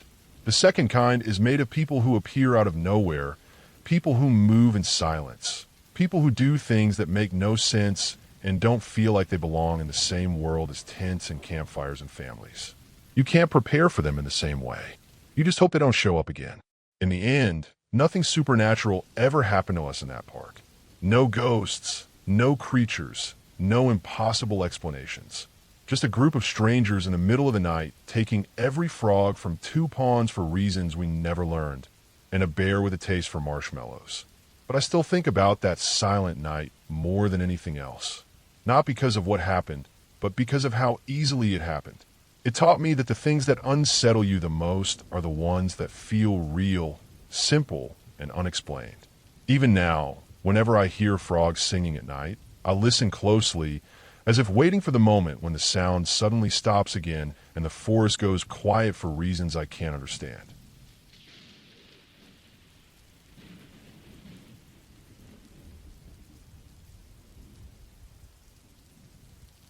I spent a few nights in Sequoia National Park last year, sleeping in the bed of my truck like I usually do when I want simple nights and quiet mornings.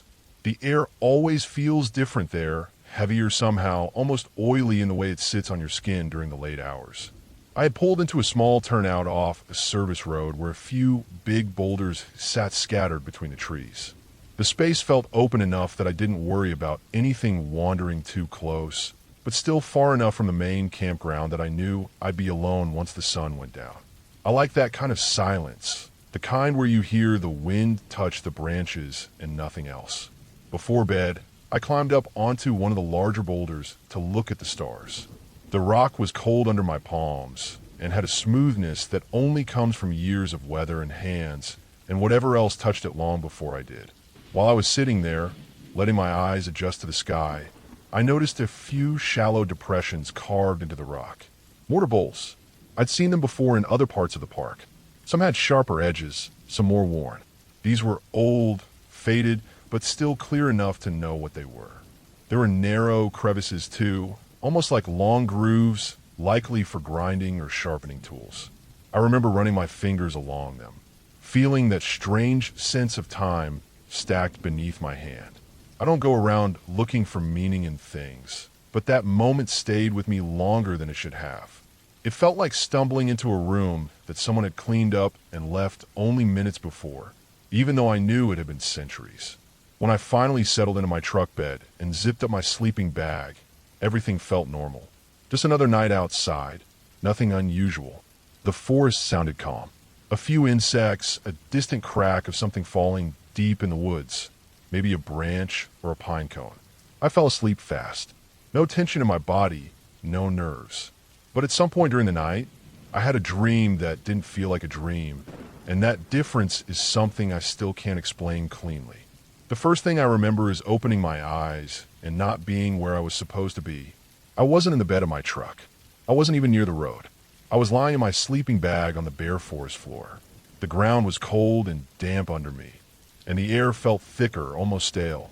I could smell dirt in a way that made it seem like my face was pressed straight into the soil. For a long moment, I didn't move. I just stared ahead, trying to understand why the trees didn't look the same. They weren't the same shape or distance as the ones around my camp. They were older, taller, with thicker trunks and heavier shadows between them. I felt like I'd been dropped into a part of the forest that didn't want anyone lying in it. When I turned my head to the left, I froze. The ground beside me was covered with a shifting, rolling blanket of movement. At first, I couldn't understand what I was looking at because it didn't make sense to see something move like that. But after a second, the details sharpened, and I saw hundreds of long black shapes twisting against one another. Snakes, thin, eel-like bodies sliding over dirt, rock, and each other. They moved in a steady, almost purposeful stream, like water being poured from one place to another. None of them touched me, but they passed so close that I could feel the faint vibrations of their bodies through the earth. As I stared, one snake pulled itself up from the rest. A rattlesnake. The head lifted toward me, its tail shaking even though the sound was soft, almost swallowed by the mass around it. I couldn't move fast because my legs were trapped inside the sleeping bag, so I kicked out with what space I had, trying to push my feet forward. I felt the bag shift under the force of my kicks. The snake struck at the fabric once, twice, the pressure sharp but dulled by the insulation. Every time I moved it followed my motion, like it was reacting to heat it shouldn't have been able to sense. Then as suddenly as it came out, it dipped back into the moving column and vanished under the other bodies. My breathing felt slow while all this was happening, which is strange to remember because you'd think panic would take over, but everything in the dream felt heavy and muted, not fast. I finally turned my head away from the stream of snakes and looked toward the direction they were traveling.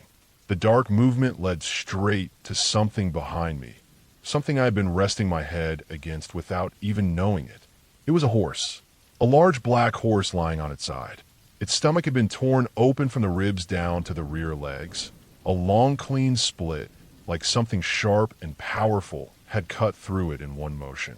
The inside was dark and wet and hollow, and that was where the snakes were going. They were pouring into the open body like it was a tunnel entrance. The scene didn't look chaotic. It looked organized, almost calm, like every snake knew exactly where to go and why. My head had been resting right against the horse's shoulder. I remember the feel of the coarse hair under my cheek and the cold of the body beneath it. The moment I realized what it was, something sharp went through my chest, a kind of fear that hits you all at once and climbs up your throat. I pushed myself backward with all the strength I had, even though my body felt like it was made of soaked cloth.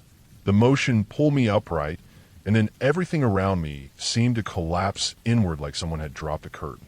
I jerked awake, actually awake this time, standing in the bed of my truck, my heart slamming so hard I felt lightheaded. The air was normal again, cool and thin. The trees were back to the shapes I recognized. My sleeping bag was still zipped and untouched under me. I stood there for a long time, trying to figure out if I had sleepwalked, if I had rolled out of the truck somehow, and then climbed back in, if any part of what I felt had been real. Nothing in the truck bed was moved. No dirt on my feet, no pine needles caught in the fabric. The boulder with the carvings sat a few yards away, dark and still. The night around me didn't feel threatening or strange. It felt exactly like it always did. I don't believe in signs or curses or spirits trying to show you things. I've never been one to attach meaning to dreams either. But that night stayed with me in a way no other dream ever has. It wasn't the snakes or the horse or the feeling of being moved. It was the sense that my mind had pulled something old from a place I didn't know existed and laid it out in front of me. Maybe it was my brain reacting to the carvings on the rock, connecting things I didn't understand. Maybe it was stress I didn't know I was carrying. Maybe it was nothing more than a nightmare that just happened to hit harder than the rest. But I've camped in Sequoia many times before and after that trip, and I've never had another dream like it. Every time I see mortar bowls or old markings on rock now, I still touch them, still feel that same worn smoothness under my fingers. I don't avoid them, but I don't linger on them as long as I used to. That dream reminded me how deep the past can sit in a place, even when no one is around to talk about it. And even though I don't believe in anything supernatural, I know that my mind reacted to that night in a way I can't fully explain. The experience didn't turn me into a superstitious man, but it did leave me with a quieter understanding of how small I am in places like that. Not in a mystical sense, just in a real, grounded way. The woods hold more history than I can ever understand, and sometimes that history stirs something in you whether you want it or not. That's all the meaning I've taken from it, and it's enough.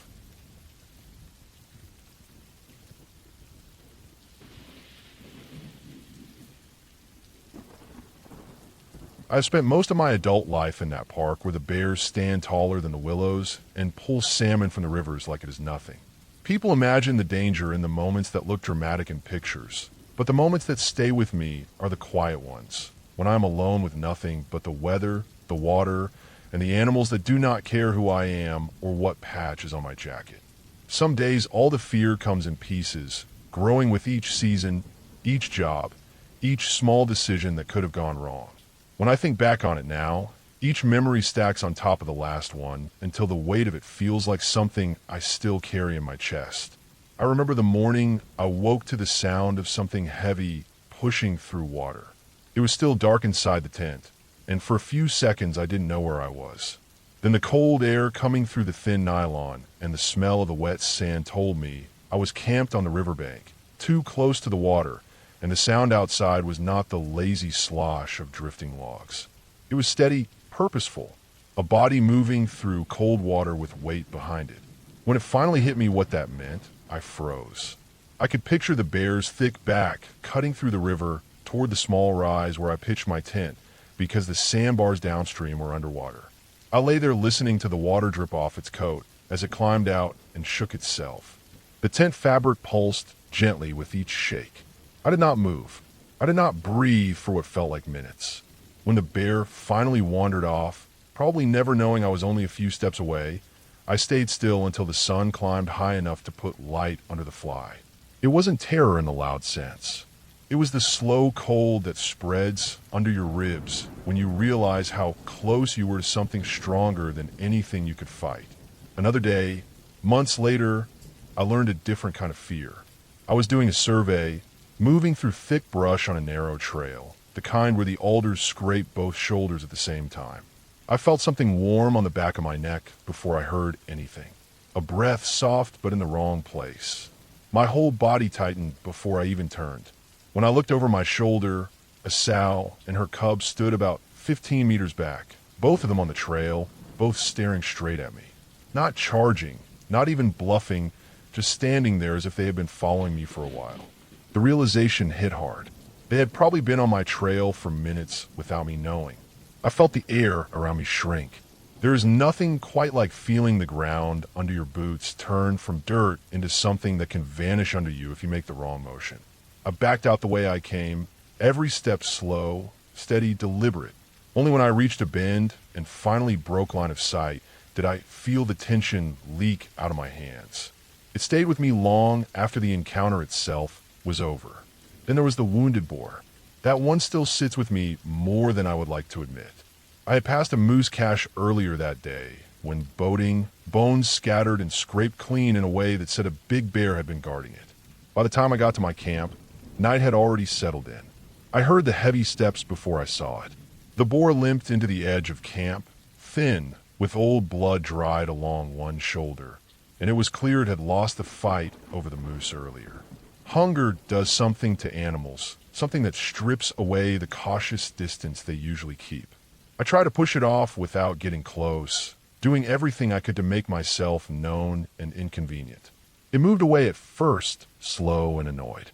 Then, as soon as it reached the trees, it turned around again and came right back.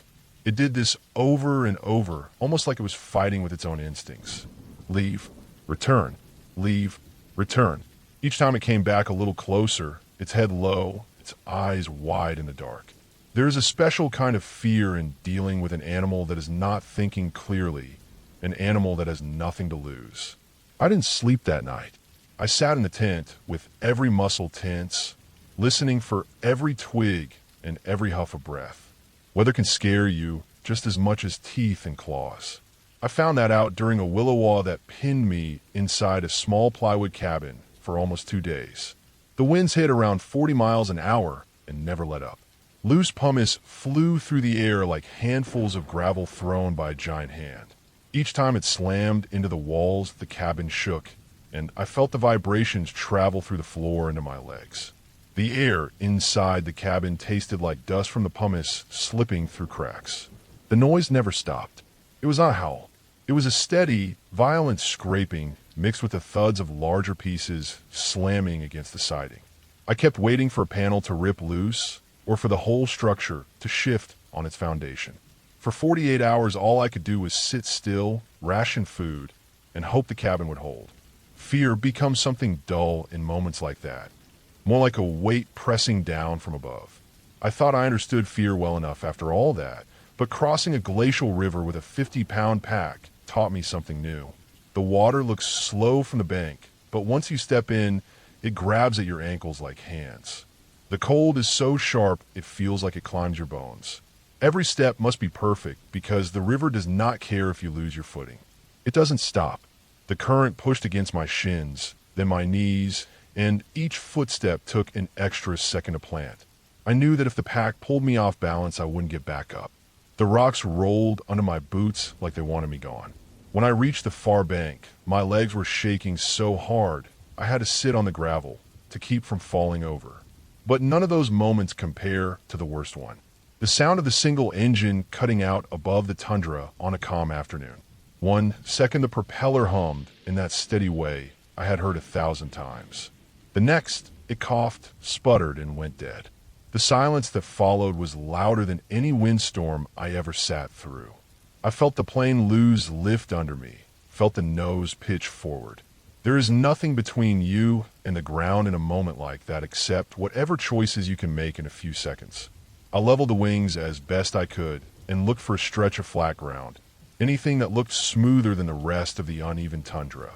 I could feel the weight of the fuel tanks, empty now, and the plane felt lighter and less predictable as it dropped. The landing was not graceful.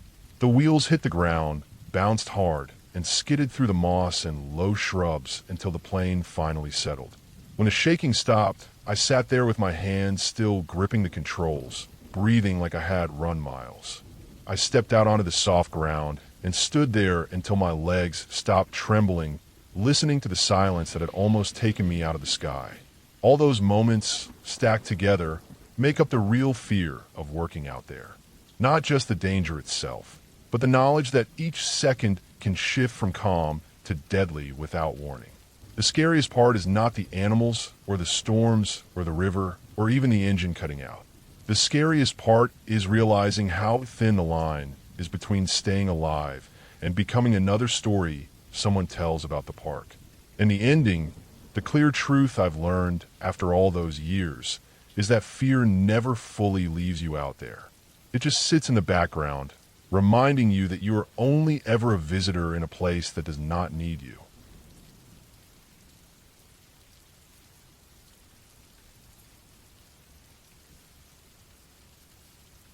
I moved to the woods a few years ago, far enough out that the nearest town feels like a different world. The first months were a mix of excitement and unease. The place was quiet in a way that didn't feel peaceful at first. It felt heavy, like the whole forest was waiting for something.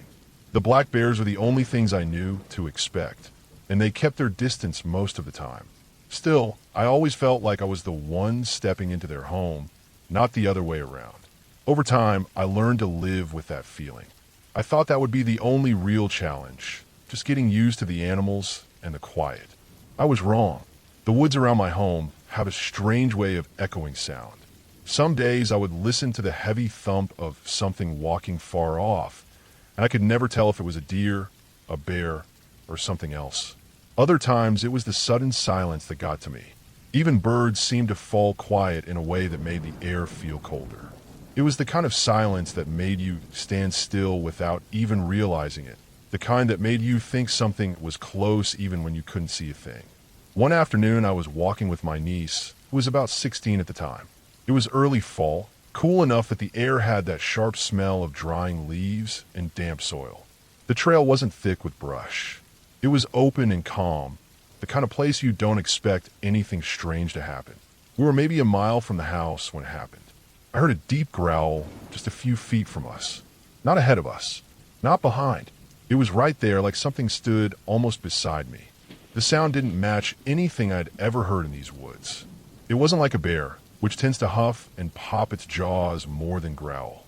It wasn't like a cougar either. I had heard those once before on a camping trip years earlier, and this was different. This growl felt heavier, deeper, like it had vibration in it. I froze, and when I looked at my niece, she was already staring at me with wide eyes. We didn't need words. We didn't even try to see what made the sound. We just turned and ran. We didn't stop until the house was in sight. Even then, we didn't say anything for a while. We didn't have to. The look on her face told me she had heard the exact same thing I did, and she was just as sure that the sound hadn't belonged to anything we could name. After that, I tried to tell myself that the woods could play tricks on the ears. Sound rolls strangely through trees. Echoes shift and bounce. But no matter how much I tried to explain it away, I couldn't shake the feeling that something had been close to us that day. Something that didn't act like any animal I knew. I didn't like walking that trail after that. Every time I passed the spot, I felt the hair on my arm stand up, like whatever had been near us once might still be out there. A few months later, something happened inside the house. My daughter came running to me one morning with that panicked look kids get when they're confused and scared at the same time. She said she heard me calling her from outside, telling her to come here. I had been inside the whole time, drinking coffee and trying to wake up. I hadn't said a word. There was no way my voice could have carried from outside, because I hadn't even opened a door that morning. She wasn't the type to make things up. The look on her face wasn't playful or dramatic. It was uneasy, like she knew exactly what she heard, but also knew it didn't make sense. I stepped outside after she told me, trying to figure out what she could have heard. The yard was still, almost too still. It had that same strange quiet, like something had passed through and everything else had gone silent afterward. The woods beyond the house were calm and ordinary, but I kept thinking about how easy it was for sound to carry out here. Maybe she had heard a bird that made a sound close to a word. Maybe the wind had twisted around something and shaped the noise just right. It had to be something like that. I told myself that for days, even though it didn't feel true. Then there were the deer. I'd gotten used to them wandering close to the house, moving in slow, calm groups. Most of the time, they barely noticed me. But some nights they acted off. They would stand completely still for long stretches, staring into the trees instead of eating. It wasn't that they saw me. They didn't look at the house. They stared deeper into the woods, all in the same direction, like something was there. Their bodies stayed tense and angled away from the darkness between the trees. One night, a buck stood at the edge of the yard for almost an hour, hardly moving except for its ears slowly rotating as if following something that I couldn't hear. The longer I watched, the more I felt something was wrong, even though nothing moved in the trees. I could feel in my chest that sense of something hidden just out of sight. A neighbor stopped by not long after. She mentioned seeing odd things in her own house and in the woods. She talked about women in old clothing and little girls in nightgowns. I didn't know what to do with that information. I don't believe in ghosts or anything like that. I never have. What she saw had to be something else. Maybe shadows at the edge of vision or tricks from the old lighting in her house. Maybe stress or lack of sleep. But hearing her talk made something click in my mind, not in a supernatural way, but in a practical one. If she was seeing shapes, and my daughter was hearing voices, and I was hearing strange sounds, then all of it could point to something simple and real. The woods were messing with all of us. Sound, light, movement, everything gets distorted out here. The trees block some things and amplify others. The valleys carry your own voice and throw it back in ways that feel wrong. Even animals act strange when they sense things we can't. After a while, I started paying more attention to the land instead of the stories. I began noticing old structures deeper in the woods. collapsed sheds, rusted fencing twisted into the ground, signs of families that had lived here long before the forest grew thick again.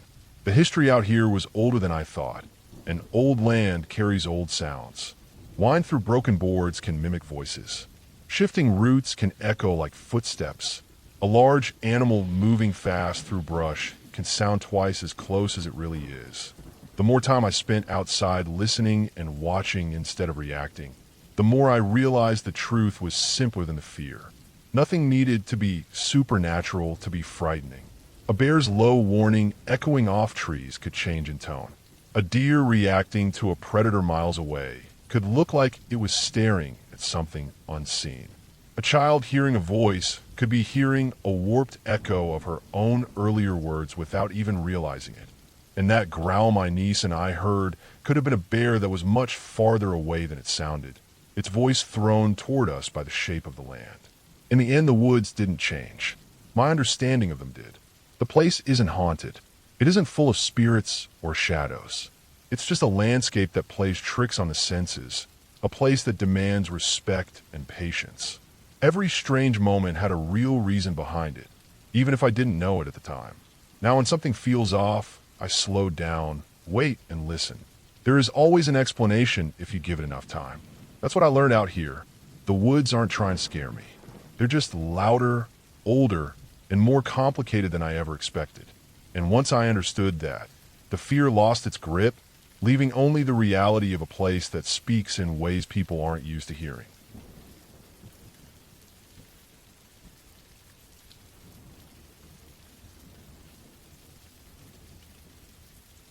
I was driving home from Yosemite 4 years ago, the kind of quiet drive where the last bit of daylight hangs low and the trees on both sides of the road look darker than they should.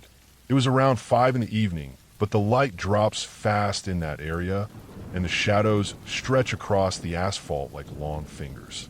I had been on the road for a few hours already, tired from hiking all day, dehydrated, and just ready to get home. My lower back was tight from sitting in the same position too long, and the AC vents were blowing that stale late afternoon warm air that doesn't really cool anything down. I kept telling myself I'd stop soon, but then the urge hit hard, and I knew I wasn't making it all the way without pulling over to pee. I found a straight stretch of road with no cars behind me and pulled over on the dirt shoulder. The gravel crackled under the tires as the truck settled. When I stepped out, the heat hit me first. Yosemite heat has this dry, heavy weight to it, like you can feel the sun even when it's low. The air smelled like dust, pine sap, and that faint hot metal smell from the truck engine ticking as it cooled. I walked maybe 10 feet into the brush, not far at all, just enough so I wasn't right next to the road. The ground was soft with layers of old pine needles, and the dirt gave a quiet crunch under my boots.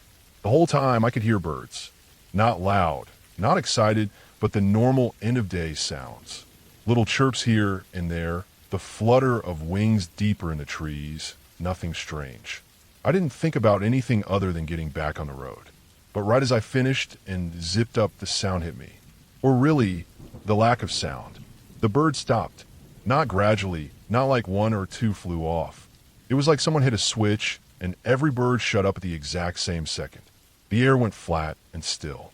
No wind, no insects, nothing moving. I've been outdoors enough in my life that I know that usually means something bigger is close. My mind immediately went to bears. Yosemite has them everywhere, and the silence made my skin tighten. I cut everything short, turned around, and started walking back toward my truck. It was only about 30 feet away, but in that moment it looked farther, almost like the truck had shifted back a bit. The late sunlight reflected off the window, and it felt like it was staring right at me. I had taken maybe 3 steps when the sound came. It hit the air like it was tearing it open. A scream mixed with a long, rising mechanical wail. It started low and shot up into something sharp that made my chest vibrate. It was so strange that my brain couldn't match it to anything I knew. It wasn't a bear huff. It wasn't a cougar scream. It wasn't a person yelling. It sounded too loud, too stretched, too unnatural in the way it rose and dropped. Like an air raid siren, but twisted. Something organic mixed inside it. It sounded close. Too close. Like within the tree line to my right. I didn't look. My body didn't let me. Everything inside me switched into panic before my mind even caught up. I ran. I didn't think about making noise or keeping calm. I just ran full speed toward the truck. My boots slipped on the gravel when I hit the shoulder, and I almost lost my balance, but I grabbed the door handle and yanked it open so hard it slammed into my leg. I climbed in, heart hammering so hard it hurt, and jammed the keys into the ignition. My hands were shaking so bad, I dropped the keys once before getting them in right. Before the engine even started, the sound came again. Louder this time. Much louder. It vibrated the glass of the truck window and seemed to echo through the open spaces between the trees. It rose higher than the first one, and there was this strange broken quality to it, like it was coming from something with too much lung power or something forcing air through a throat not made for that sound. It was long and stretched, and there was a moment in the middle of it where the pitch twisted downward in a way that made my stomach sink. When the engine finally turned over, I slammed the truck into drive and pulled away so fast the back wheel sprayed dust everywhere. The scream kept going even as I accelerated, long enough that I wondered how anything could make a sound for that long without stopping to breathe. I kept my eyes on the road, afraid that if I glanced toward the trees I would see something stepping out. The whole time the sunlight flickered through the branches, making the interior of the truck flash like a strobe, and every shadow made me think something was lunging out. I didn't slow down for miles.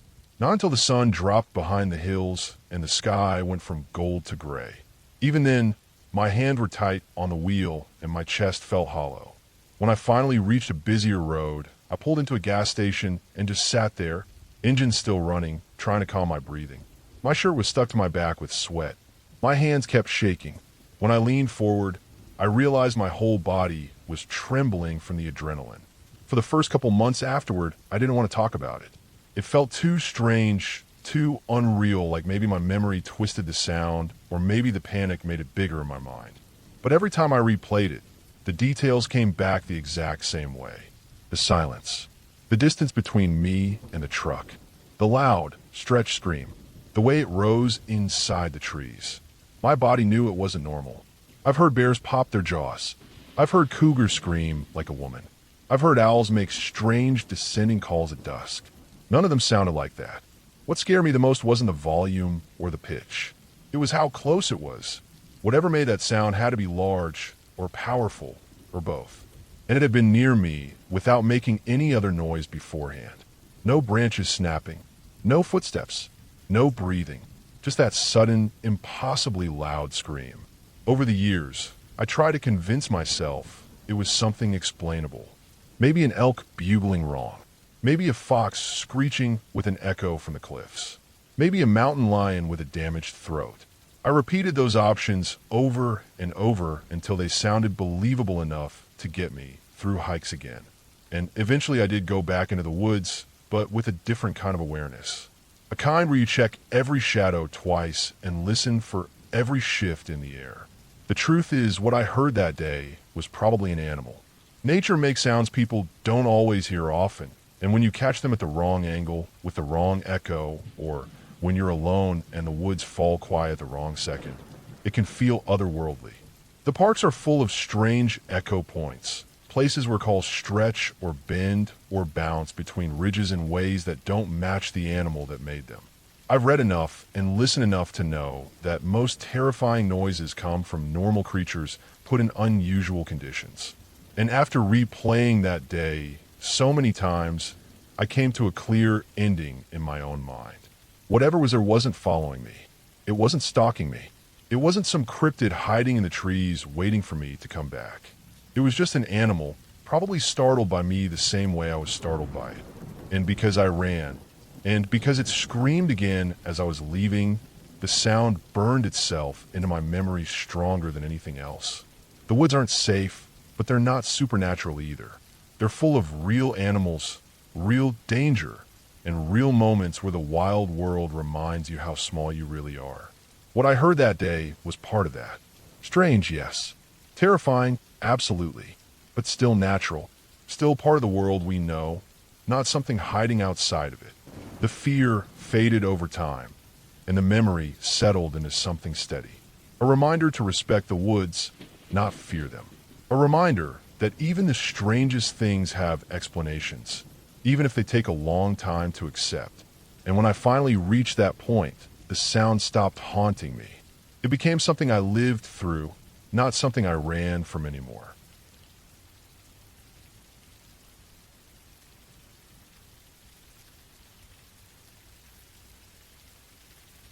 I had been a park ranger for nearly 7 years, and I thought I had seen just about everything the forest could throw at me. The park was vast, stretching across hundreds of square miles of rugged mountains, dense pine forests, and deep canyons. Most days were routine, checking trails, ensuring campers followed the rules, responding to minor injuries or lost hikers. But there were times when the wilderness reminded me that it had its own rules, ones humans didn't always understand. It was late September, the kind of crisp fall weather where the air smells faintly of decaying leaves and wood smoke. I was assigned to a section of the park known for its steep cliffs and narrow hiking paths. Most people avoided it because of the difficulty, which was why I liked it. I prefer the quiet. On that day, I had started my patrol around 7 a.m., driving my ranger truck along the narrow dirt roads that wound through the hills. I stopped at several trailheads, checked the condition of signs and trail markers, and made notes of downed branches or eroded sections. Everything seemed normal, the forest serene in the way it often felt at that hour. By mid-morning, I decided to hike one of the longer trails that wound along the side of a steep canyon. I had walked it many times before. The trail was rocky and uneven, with loose gravel in places that made every step cautious. I always carried a pack with water, a first aid kit, radio, and my standard survival gear, just in case. The first couple of hours were quiet. The only sounds were the wind in the treetops and the occasional scurrying of squirrels or birds. Around 11 a.m., I noticed something odd. I came across a section of the trail where it looked like someone or something had recently been. There were footprints, deep and heavy, pressed into the soft dirt of the trail. At first, I thought it might be a hiker, but the prints were too large, and the stride was uneven, almost stumbling. I followed the trail for a few yards, my curiosity piqued, but my instincts on edge. The prints suddenly stopped at the edge of a small ravine, as if whoever, or whatever, had been walking there had vanished. There were no broken branches, no disturbed foliage, just a void where the trail disappeared. I radioed into headquarters, describing what I had found. They told me to stay put and wait for backup, but I felt confident enough in my experience that I decided to continue a little further. I rationalized it as just another hiker who had wandered off the trail and gone deeper into the woods. Still, there was an uneasy feeling I couldn't shake, a tension that made the hairs on my neck stand up. I hiked another mile or so, careful to stay on the path. Then I noticed movement in the trees, subtle, almost imperceptible. At first, I thought it was a deer, but the timing didn't make sense. The movement seemed calculated, deliberate. I stopped and listened, straining to hear over the crunch of my boots on the gravel. There was a faint rustling coming from somewhere uphill to my left. I froze, my hand instinctively resting on my radio, ready to call for backup. Then it hit me, the smell. It was faint but unmistakable. Rotting flesh, metallic, something that didn't belong in the clean, pine-scented forest. My stomach turned. I looked up the slope, scanning the trees, but saw nothing. I kept walking, faster now, tried to convince myself I was overreacting, but the feeling of being watched grew stronger with every step. About 30 minutes later, I reached a small clearing where a creek ran through the canyon. The water was shallow but clear, and there on the bank was a backpack, torn and empty. The fabric was shredded, and there were dark stains on the ground nearby. I recognized the color immediately: blood. My heart pounded. This wasn't just an animal attack. Something had happened here, recently. I called it in, my voice steady but tight. I gave my location and described the backpack and the stains. They told me to stay put until the search team arrived. I sat on a rock, trying to keep my nerves under control, listening to the creek, counting seconds, each one stretching longer than the last. The forest that had felt peaceful hours ago now felt alive in a predatory way. Every snapping twig, every rustle in the bushes seemed amplified, threatening. Hours passed, though it felt like minutes. Eventually, I heard the distant voices of the search team. They reached me just as the sun was starting to set, casting long shadows across the canyon. We marked the area, documented everything, and headed back down the trail toward the ranger station. Later, a full investigation revealed that the backpack had belonged to a hiker who had gone missing 2 days prior. The cause of the blood and signs of struggle pointed to a bear attack, though the prints I had seen earlier didn't match any known animal. The official report called it an unfortunate accident, but I knew there was something about those prints that didn't add up. Something human, but not quite.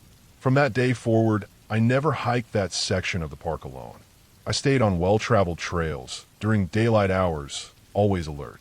The forest had reminded me, in a way I couldn't ignore, that even a lifetime of experience doesn't make you immune to its dangers.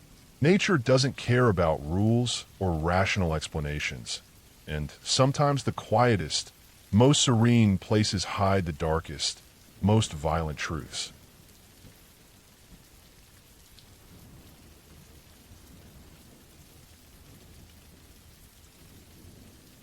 I had been a park ranger for over 6 years, and I thought I'd seen almost everything. The park I worked in was huge, a patchwork of dense forest, narrow streams, and jagged cliffs that could easily swallow someone whole if they weren't careful. Most days were routine. I would drive the dirt roads, check on hikers, inspect campsites, and handle whatever minor emergencies came up. But that summer, something happened that made me question just how fragile human life could be when the wilderness decided to take over. It started on a Wednesday morning. I was scheduled for a solo patrol on the north side of the park, which was the wilder section. It was early July, and the air was already thick and humid. I loaded my ranger truck with water, first aid kits, and a couple of trail maps, even though I knew the trails like the back of my hand. My first checkpoint was a small waterfall about 3 miles in. The path to it was rough, overgrown in sections, and I needed to keep an eye out for fallen trees and unstable soil. By the time I reached the waterfall, the sun was high, bouncing off the rocks and reflecting in the pools below.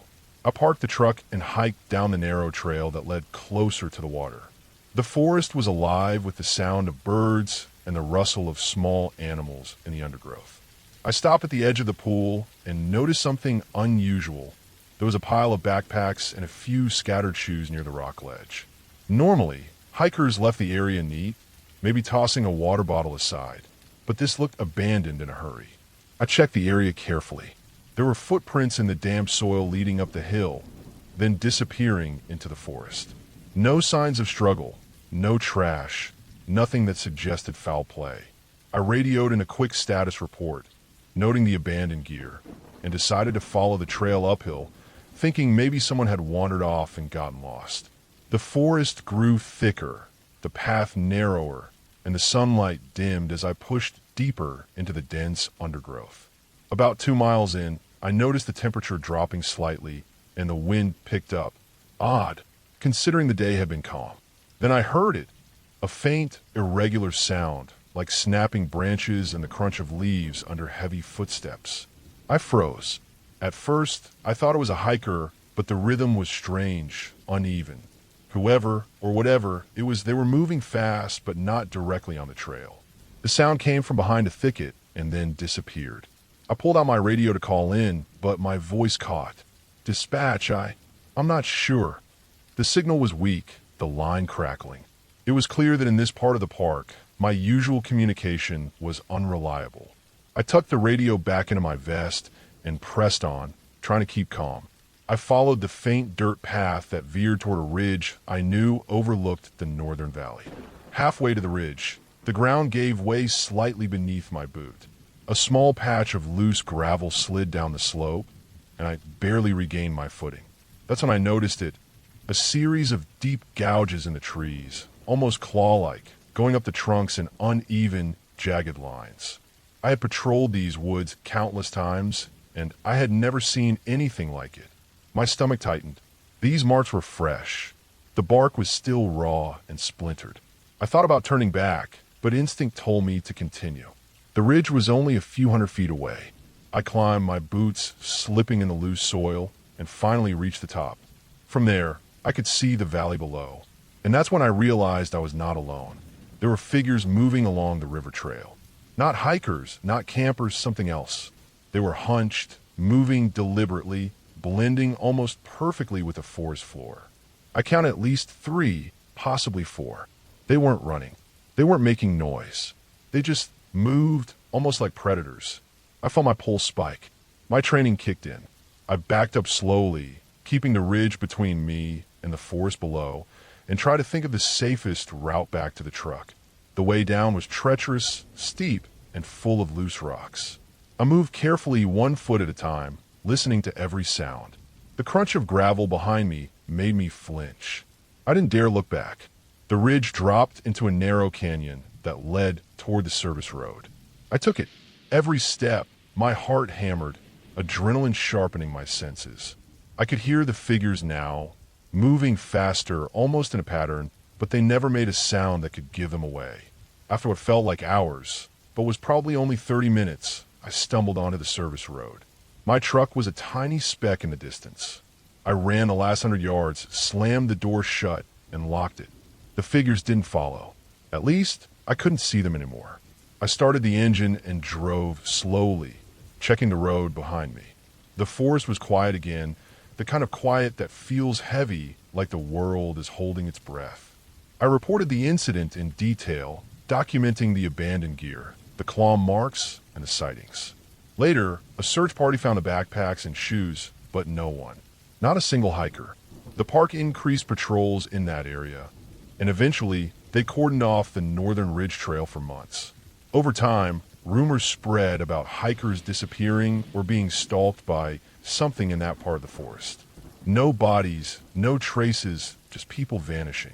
I never returned to that trail alone. Even with all my experience, all my training, there was something in that forest I couldn't explain. Something patient, intelligent, and terrifyingly human in its ability to remain hidden until it chose to reveal itself. It wasn't supernatural, wasn't a ghost or legend. It was real, and I had seen enough to know that in the wilderness, even the most prepared person could be just another mistake waiting to happen. After that summer, I switched patrols to the southern sector. I kept my distance from the northern ridge. Even now, years later, when I hear a story about hikers disappearing, I think about those claw marks, the silent figures in the undergrowth, and the way the forest can hide more than just trees. The wilderness isn't forgiving. And that day, I learned just how dangerous it could be, even for someone who knew it like the back of their hand.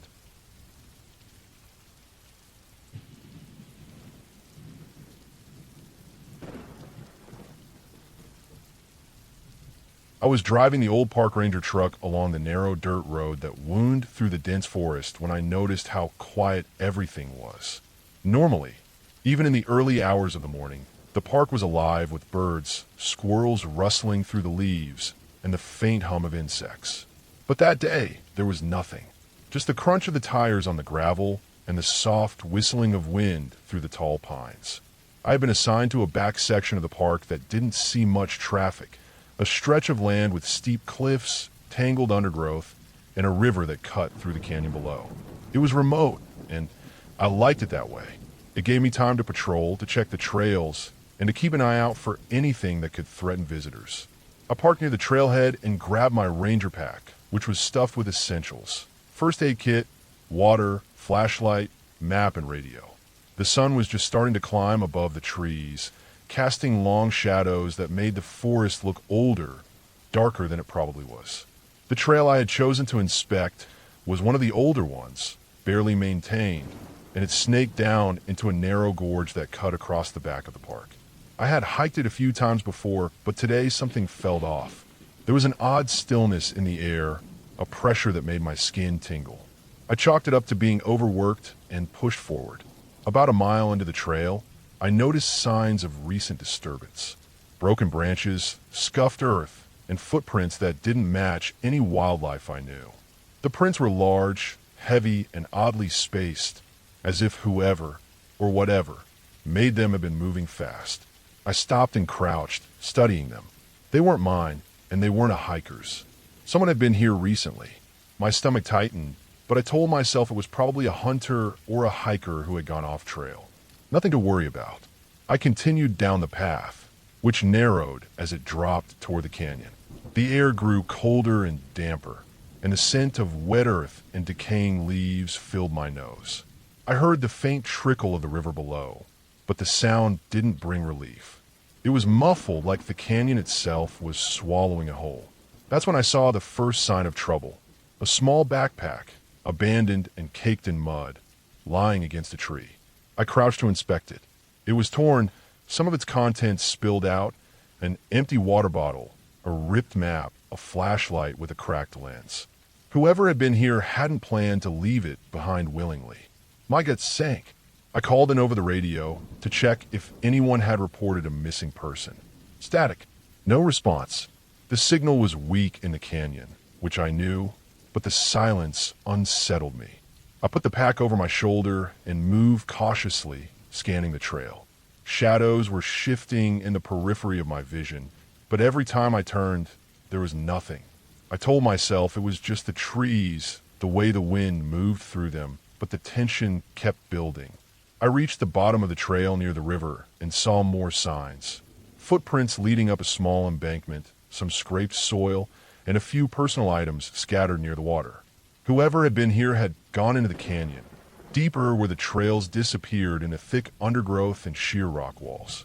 My training kicked in. I marked the area with tape, took photos, and documented everything, but part of me wanted to follow those prints, to find whoever had been here. There was no way I could just leave it. I started following the prints along the riverbank. The ground was uneven, slick with mud, and the canyon walls rose high above me, blocking most of the sunlight. I moved carefully, my eyes scanning every tree, every rock, every shadow. Hours passed, and the trail twisted, narrowed, and climbed over fallen logs and jagged rocks. My legs ached, my hands were scratched, but I kept going. Then I saw it. A patch of disturbed soil that looked like a struggle had happened. Nearby, I found a discarded piece of clothing. It was torn and dirty, and I realized with a cold shock that I had stumbled into something dangerous. I radioed the main station again, finally getting through. I told them what I had found and that I was following a possible missing person. They instructed me to wait, to stay put, but the prints kept going and I couldn't turn back. Something told me that if I didn't keep moving, I might not get another chance. I pressed on, the canyon closing in around me, the river now just a dark, rushing sound below. Eventually, I found them, two hikers trapped on a narrow ledge above the river, exhausted, scared, and injured. They had slipped off a trail that had eroded after heavy rain and couldn't climb back up. I assessed their condition, gave them water, stabilized minor injuries, and then rigged a rope for my pack to help them climb to a safer section of the canyon. It took hours, every movement deliberate, every step careful, but eventually we made it back to the main trail. When we reached the parking area, emergency services were already on scene. The hikers were safe, the danger was over, and I felt an intense wave of relief wash over me. I filed my report, noting every detail, every risk, and every decision I had made. Later, I returned to the trailhead alone, looking back into the canyon. It was still and quiet again, the kind of silence that makes you question what you just went through. The park looked normal, but I knew better. Out there, in those back trails, danger could appear in a heartbeat, unannounced and without warning. That day stayed with me. It reminded me why I became a ranger, not just to protect the park, but to protect the people who ventured into it. The forest had its own rules, its own threats, and sometimes being vigilant wasn't enough. You had to be ready for anything, prepare to make split-second decisions that could mean the difference between life and death. And I was. I stayed alert, cautious, but also confident, knowing that the canyon had tested me, and I had passed.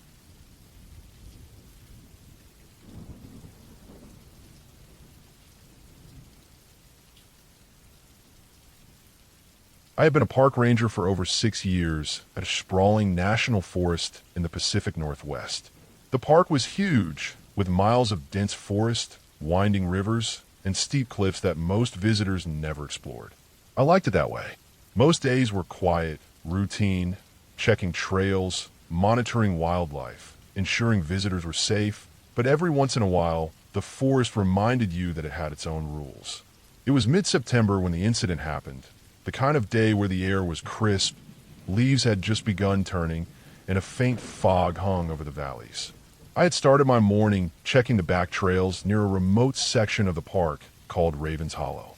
I had the day off from regular visitor patrols, but I needed to survey some of the old logging roads that had been partially washed out from last winter's storms. The forest there was dense, the trees older and thicker than anywhere else, and the underbrush tangled like it was trying to push you back out.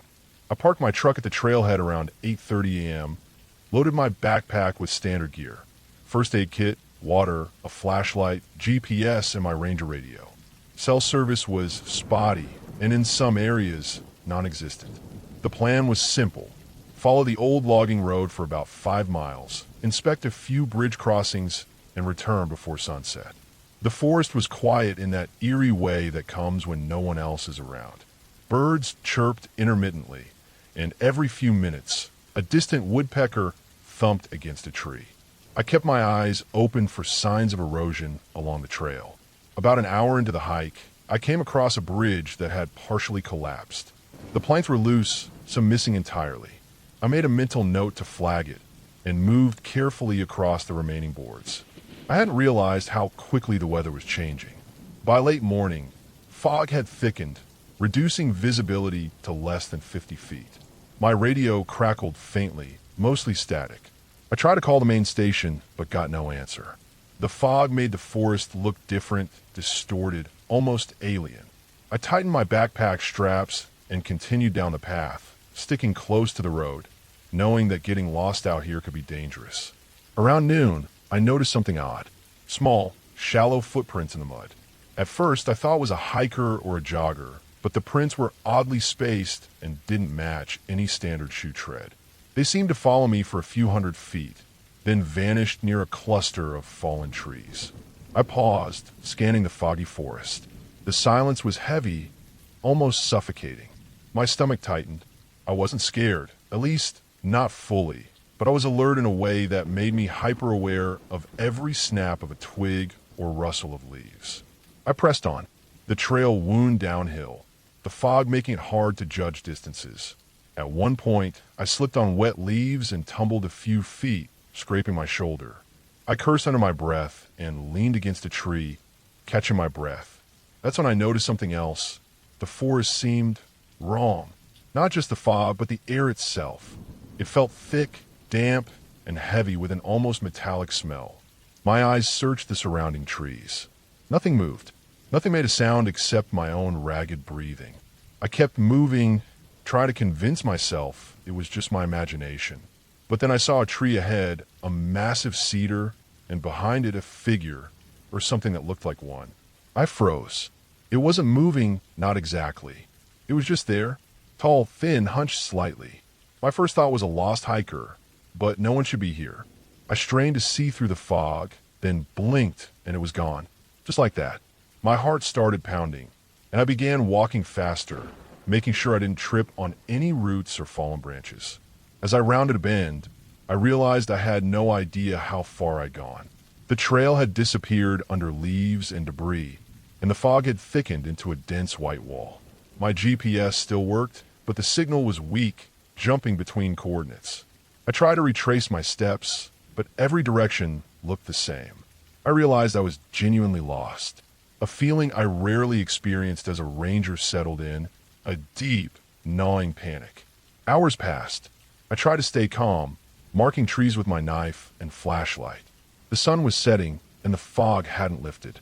Shadows stretched between the trees, and every small sound, an animal scurrying, a branch snapping, made my pulse spike. I knew I had to keep moving. Sitting still wasn't an option. Finally, around 6:30 p.m., I saw the faint outline of a trail marker, the kind we placed on emergency paths. I ran toward it, my boots sinking into mud and leaves. It led me back to the main logging road, and I followed it, exhausted but relieved. After another 30 minutes, I saw my truck in the distance, headlights reflecting off wet leaves. I collapsed into the seat, soaked, muddy, and shaking. The next day, I reported the incident. The trail section had been partially overgrown, and the bridge damage had been worse than I thought. My footprints, the strange trail, and the heavy fog had contributed to my disorientation. When I spoke with my supervisor, he nodded seriously. Raven's Hollow has a way of messing with people, he said, especially when visibility is low and the forest is quiet. It's easy to get turned around, even for someone who knows it. I never saw the figure again. I never found out what those footprints were. But I learned a lesson about respect, about how wild the forest truly is and how quickly it can overwhelm you if you're not careful. After that day, I made sure to never hike alone in Raven's Hollow, and I always carried extra emergency gear, even on short trips. It's a part of the job I never took lightly again, and every time I think about that foggy day, my stomach tightens. The forest is beautiful, but it can be terrifying, and it doesn't care who you are.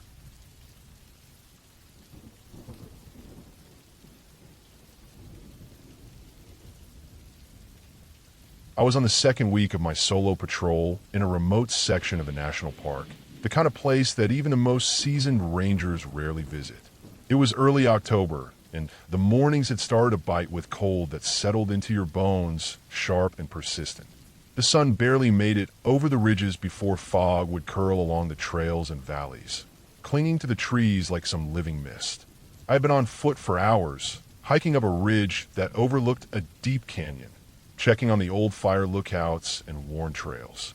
My radio was mostly useless here. The signal cut in and out, often leaving me with nothing but the sound of my own footsteps and the wind moving through the pines. I had a plan to check on an abandoned ranger station further down a logging road. It hadn't been in official use for over 10 years, but I still made it a point to monitor it. The road was narrow and overgrown, lined with fallen leaves that masked uneven terrain and hidden roots. The deeper I got, the quieter it became. Birds had mostly stopped calling, and the rustle of small animals in the underbrush became the only sign of life. The air was heavy, and even the wind seemed to hesitate. After a couple of hours, I reached the station.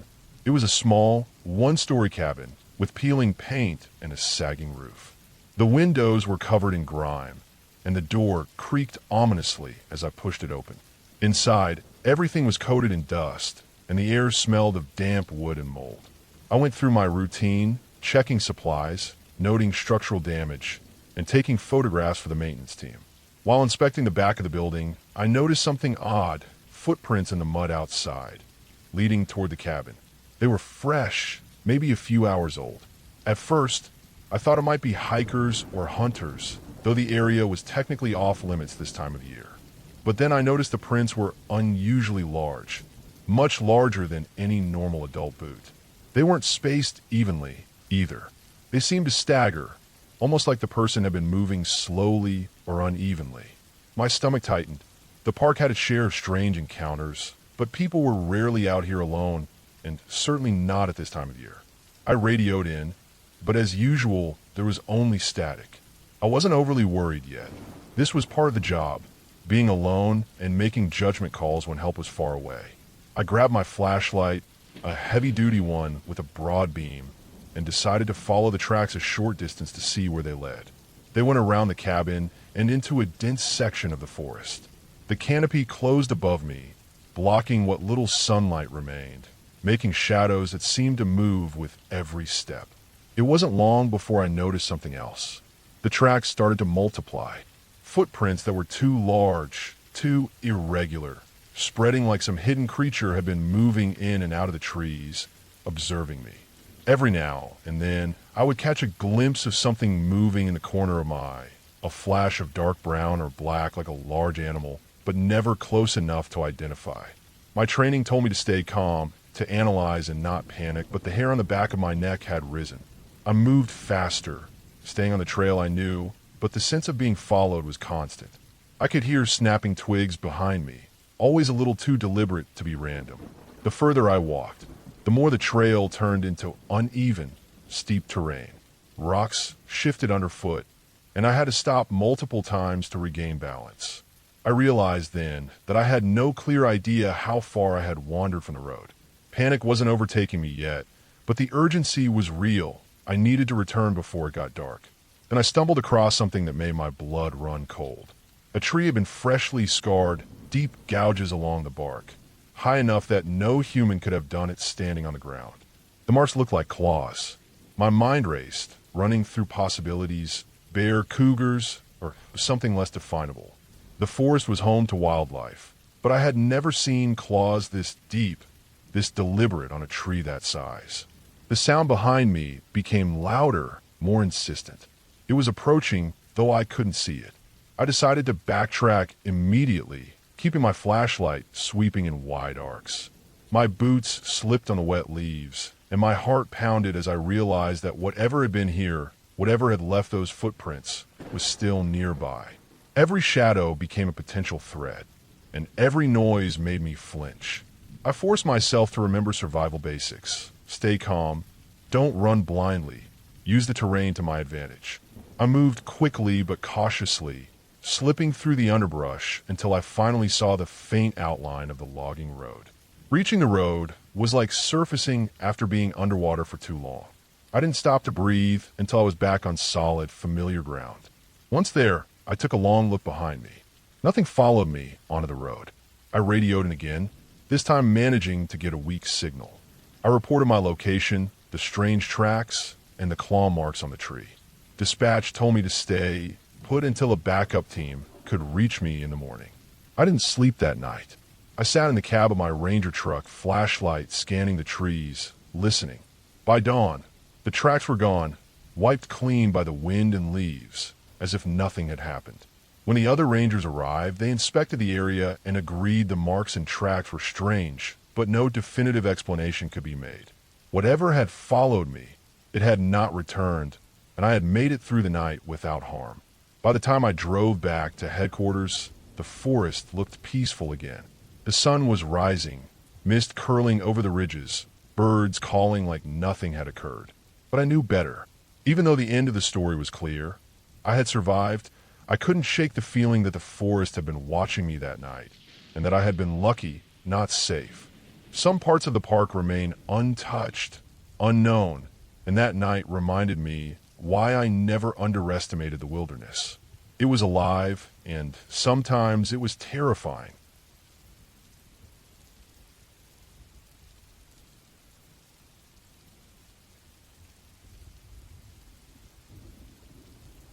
I've been a park ranger for almost 12 years, working in a vast, rugged national forest where the trails twist like veins through the mountains and the rivers carve deep into the rock.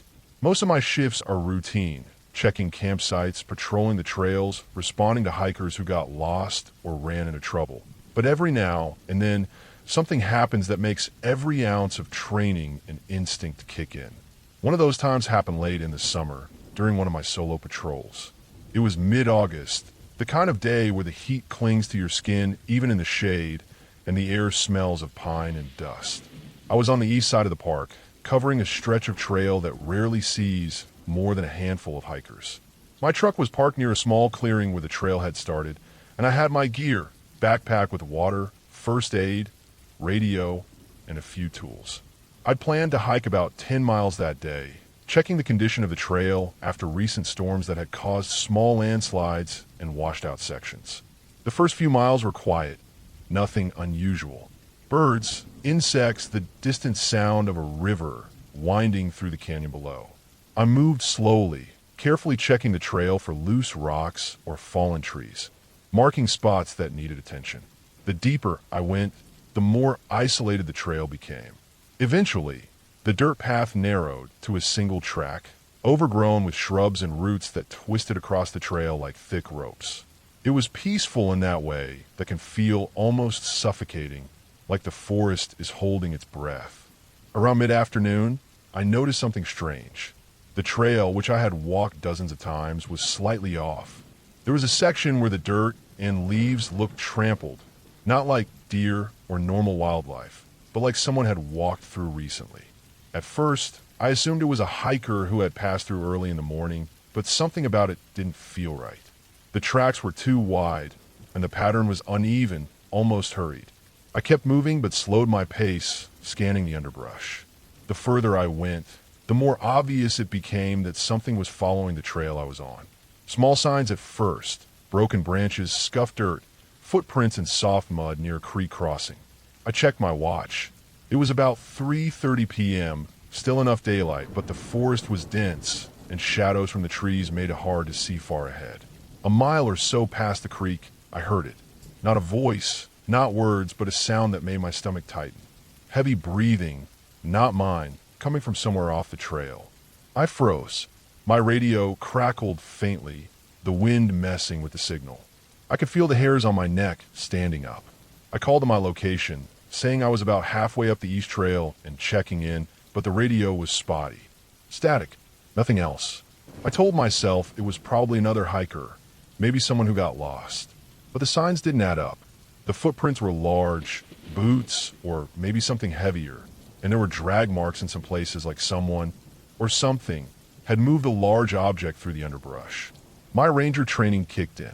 I knew better than to panic, so I marked the tracks with a bit of chalk from my kit and continued slowly, keeping my eyes on every movement in the shadows.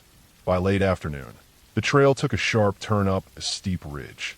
That's when I realized I had been watched for at least the last hour. I caught a glimpse of movement above me. Something crouched near a fallen tree, partially hidden. I couldn't make out exactly what it was. The rational part of my brain said it was a hiker or maybe a hunter off the designated area, but the forest has a way of playing tricks with your mind when the isolation stretches on.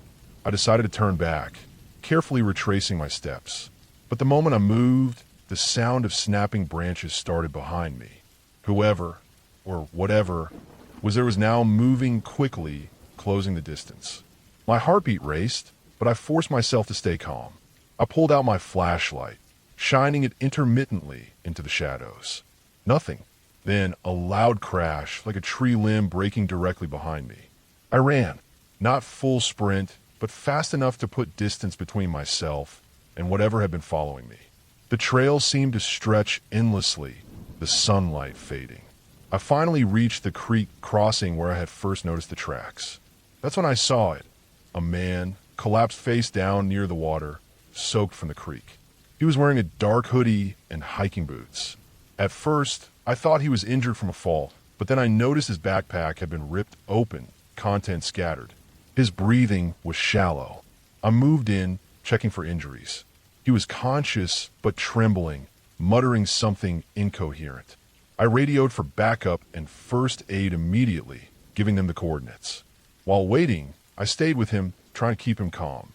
Turns out he had been lost for 2 days, wandering off the trail, dehydrated, terrified, and convinced something was following him. He had seen signs of people, or animals, tracking him, heard the noises I had heard, and fallen into the creek trying to escape. My gut told me he wasn't lying. By the time the rescue team arrived, darkness had fully fallen. The man was stabilized and airlifted out, and I finally felt the weight of what had happened settle on me. The trail was quiet again, deceptively peaceful, but the feeling of being watched lingered for hours after. That day reminded me why I respect the forest, why I never take isolation lightly, and why even experienced rangers like me have to trust instincts over appearances. I still patrol that section of the trail, marking hazards and checking in regularly, but I never hike it alone anymore. Some places in the forest aren't dangerous because of wildlife or the terrain. They're dangerous because of the unpredictability of the people who wander into them. And sometimes, just sometimes, that's scarier than anything else out there.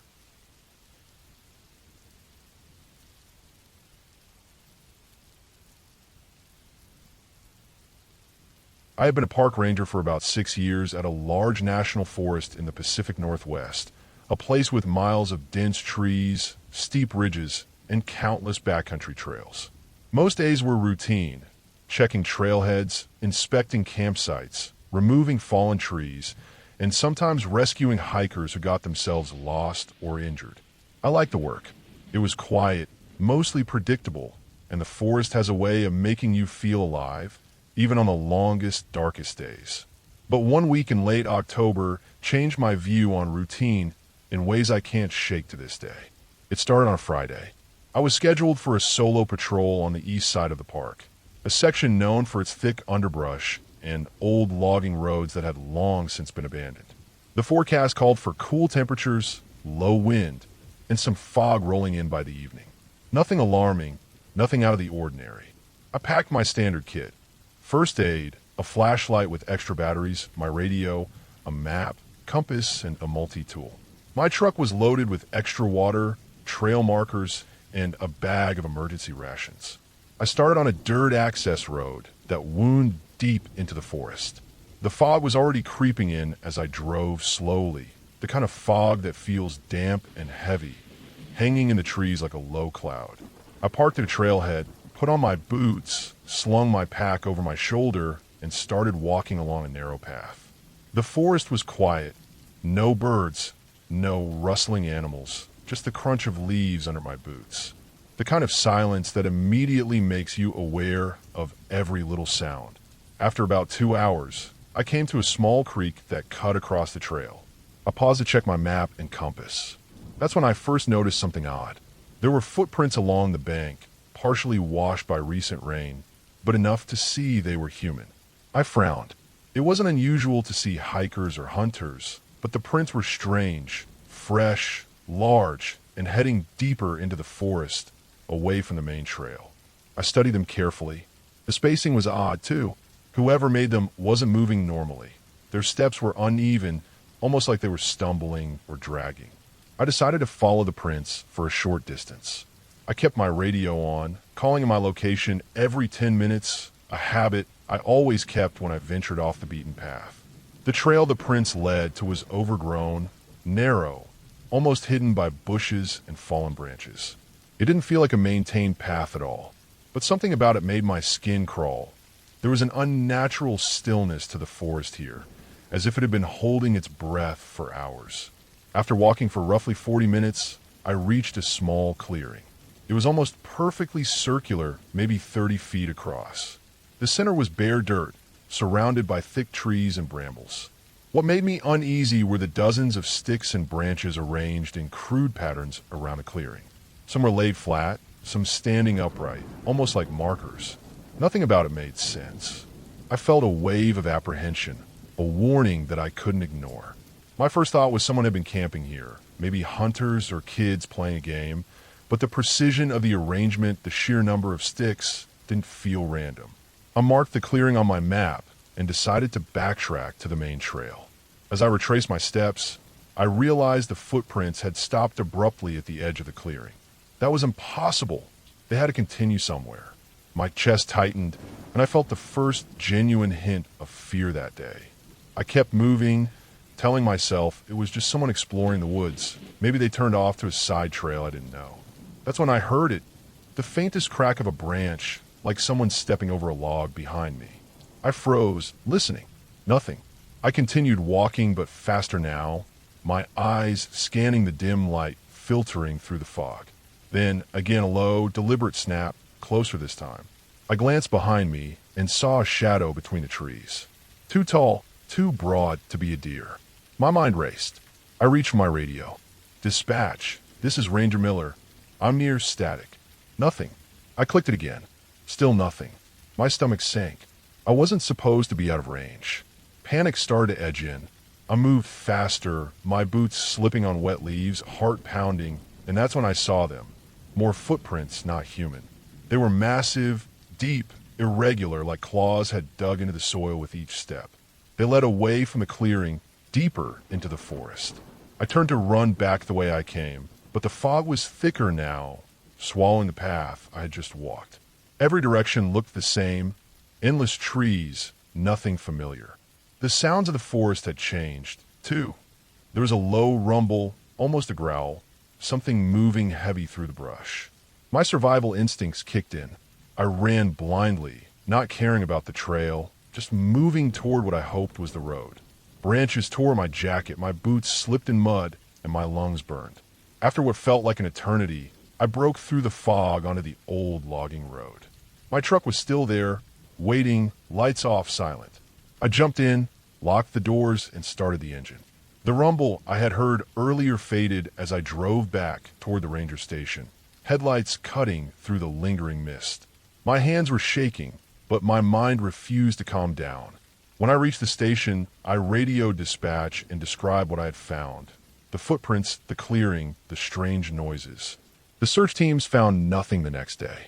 No prints, no sign of whoever or whatever had been there. Only the clearing remained, now overgrown and seemingly untouched. But I never went back to that part of the forest alone again. And I never stopped hearing those low, deliberate snaps in my mind whenever I think of that day. It was a simple rule I learned afterward. Sometimes the forest hides things that aren't meant to be seen, and curiosity can turn every step into danger. I kept my routine, I patrolled, I helped hikers, but I never wandered off alone again in the East Forest.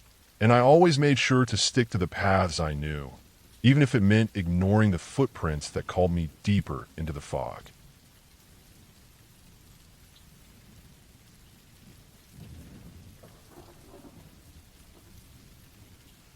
I was on a late summer patrol, driving the narrow dirt roads of the park in the fading light of day. The forest was dense, and the air had that damp, earthy smell that comes after a brief rain.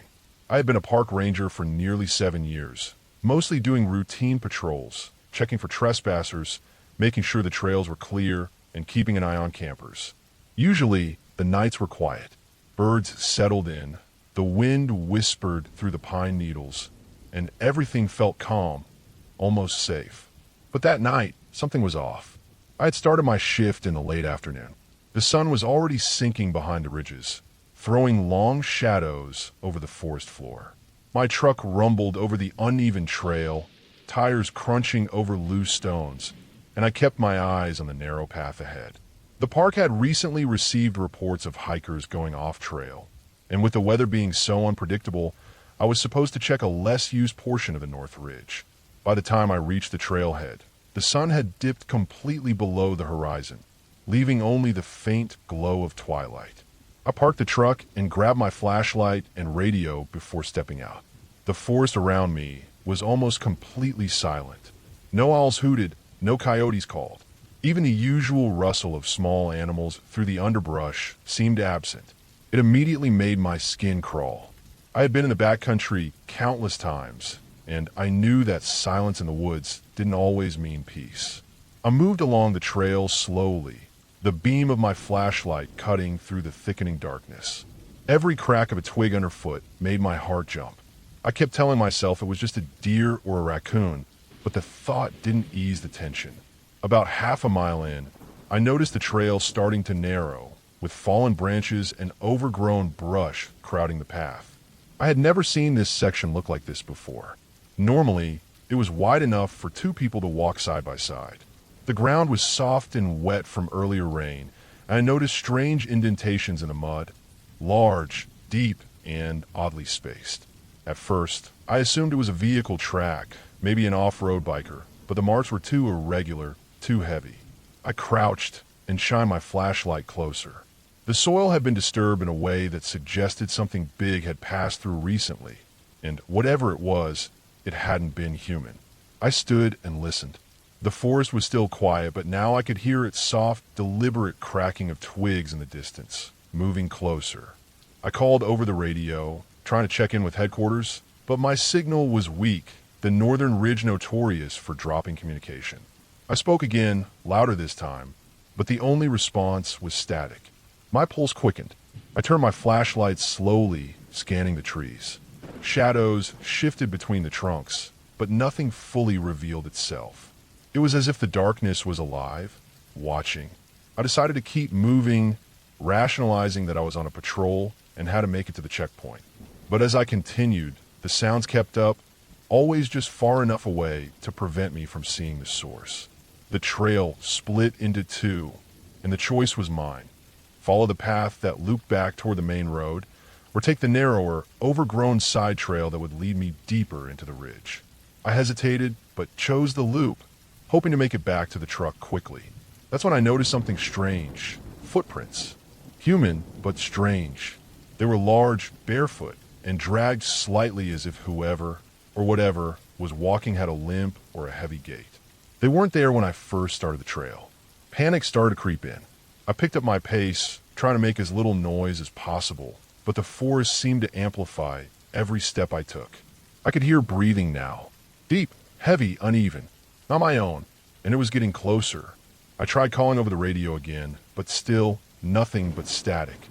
My flashlight flickered for a moment, and in that split second, I thought I saw a figure crouching just beyond a fallen log. When the light steadied, it was gone. I ran. Branches whipped against my face and arms, roots grabbed at my boots. I could hear footsteps behind me, mirroring mine, heavier and faster, and the sound of snapping twigs was unmistakable now. My heart felt like it would burst out of my chest. I stumbled, almost falling into a ditch, and got back up, adrenaline pumping. I didn't dare look back, just kept moving toward where I remembered the road should be. Finally, after what felt like an eternity, the clearing of the trailhead appeared through the trees. My truck was there, headlights still dim from before, and I jumped inside, slamming the door. I locked it immediately and breathed hard, radio in hand. My voice shook as I tried one last time to contact headquarters. A voice came through faintly, asking if I was okay. I confirmed I was safe, though not entirely, and told them I was returning immediately. Driving back down the ridge, I kept the truck's lights on high. I didn't stop until I reached the main ranger station. Back inside, I reviewed the maps and trail reports. There had been reports of a missing hiker in that area from a week prior. No sign of him had been found, and the tracks I had followed matched his description: large, barefoot, and limping from a previous injury. It made sense, horrifying sense. I had walked right into the area where he had been wandering, and somehow survived an encounter in near darkness that could have ended much worse. By the end of the night, I filed my report detailing the tracks, the sounds, and the sense of being followed.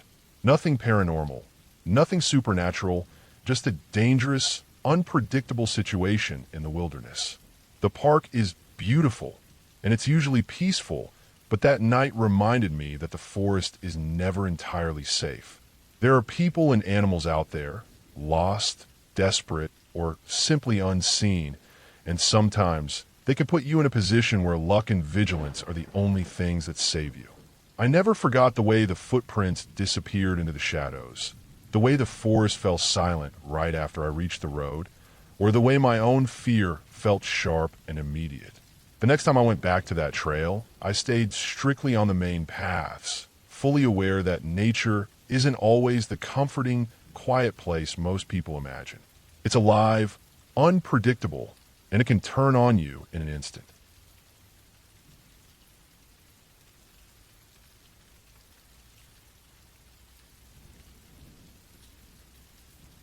I remember the morning I started my shift like it was yesterday, even though it happened years ago.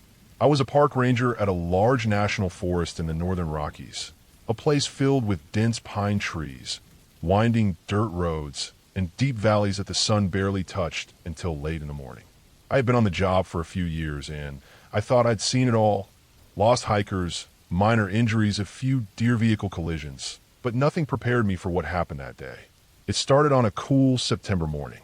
The air smelled of pine and wet soil from overnight rain. I had my usual gear: radio, flashlight, first aid kit, and a large map of the park. My first patrol was on a remote service road that wound through the eastern part of the forest. The plan was simple: check for any fallen trees blocking the trail, monitor wildlife activity, and make sure hikers were following the posted safety rules. I drove slowly, listening to the hum of the old truck and the occasional call of a distant hawk. Everything felt normal, almost peaceful, until I reached the part of the road where the trees grew thick and tall, creating a tunnel of shadow over the gravel path. That's when I noticed the first sign that something wasn't right. A tree had fallen across the road. Not unusual, considering the storm the night before, but there was something strange about it. The trunk was split in a jagged, unnatural way, and I could see marks in the bark that didn't look like any animal I'd ever seen. They were deep, almost like claw marks, but too big to belong to a bear or mountain lion. I stepped out of the truck, feeling the cool air press against my skin, and I crouched down to inspect them. That's when I heard it, the low, heavy sound of something moving through the underbrush. At first, I thought it was a bear. I've dealt with bears before. You hear them, and you know instinctively how big they are by the sounds they make. But this was different. This was something heavier, slower, deliberate. The branches snapped one by one, but there was no rush, no panic, just a steady, crushing movement. My gut tightened, and I reached for my radio, but the signal was weak out here as usual. There was no way to call for help.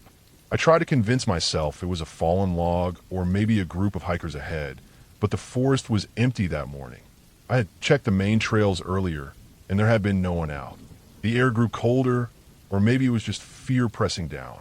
My instincts told me to get back in the truck and leave, but curiosity, or perhaps foolishness, made me step closer to the edge of the road where I could see into the underbrush. That's when I saw it, a massive shape moving between the trees. I couldn't make out details because the shadows swallowed it, but I could tell it wasn't human.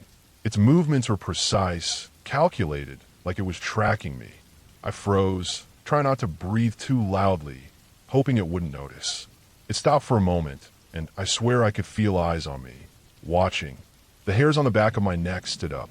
I realized then that I wasn't just dealing with a wild animal. This was something I had never encountered before. Something that had the strength to snap trees and the intelligence to stalk quietly. I backed away slowly toward the truck, careful not to make sudden movements. The thing didn't chase me at first. It just followed, keeping its distance but never losing sight. When I reached the truck, I slammed the door shut, locked it, and tried the engine. It coughed and sputtered, then roared to life. I looked in the rearview mirror as I started to drive, and I caught a glimpse of the shape emerging fully from the shadows. It was enormous, taller than any human, with thick, matted fur and limbs that looked almost wrong, like they were longer than they should be. It didn't run. It didn't roar. It just watched me as I drove away, disappearing back into the trees once I gained enough distance. I drove straight to the ranger station without stopping, heart pounding, hands shaking. When I finally radioed my fellow rangers, they thought I was joking or had seen some sort of deer or bear, but I knew what I had seen. They came out later with me to investigate the road, and while the fallen tree was still there, the claw-like marks had vanished, as if they had never existed. Nothing else had been disturbed. There was no sign of the massive creature at all, just the usual signs of forest that had weathered storm. After that day, I changed my patrol routes. I avoided the eastern road, and whenever I had to go that way, I drove quickly and kept my eyes on the trees. I never told anyone outside the station what I had seen. Not that they would have believed me, but I knew it was real, and I knew the forest was bigger, darker, and more dangerous than most people would ever realize. The lesson I took from it was simple. Sometimes the scariest things aren't supernatural, and sometimes the forest keeps its secrets because it can, and because it wants to. That day stayed with me. Every time I walked through dense woods, I felt the weight of those eyes, and every time I patrolled alone, I remembered the sound of something massive moving through the trees. I never saw it again, at least not clearly, but I always carried the memory, because knowing it existed changed the way I saw the forest, and it changed me. I realized that being a park ranger isn't just about protecting the park from humans. Sometimes it's about respecting what you cannot understand and knowing when to get out alive.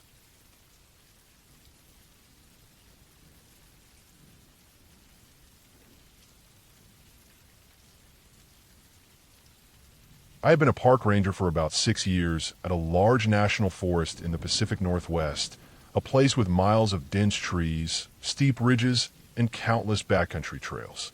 Most days were routine, checking trailheads, inspecting campsites, removing fallen trees, and sometimes rescuing hikers who got themselves lost or injured.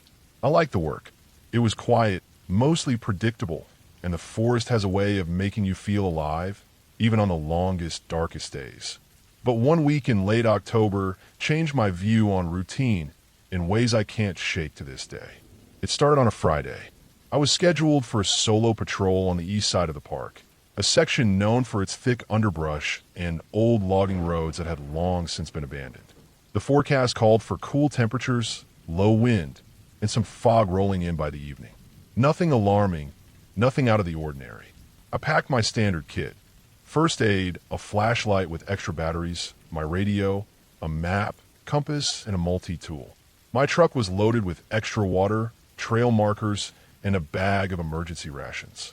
I started on a dirt access road that wound deep into the forest. The fog was already creeping in as I drove, slowly, the kind of fog that feels damp and heavy, hanging in the trees like a low cloud. I parked at a trailhead, put on my boots, slung my pack over my shoulder, and started walking along a narrow path. The forest was quiet, no birds, no rustling animals, just the crunch of leaves under my boots. The kind of silence that immediately makes you aware of every little sound. After about 2 hours, I came to a small creek that cut across the trail. I paused to check my map and compass. That's when I first noticed something odd.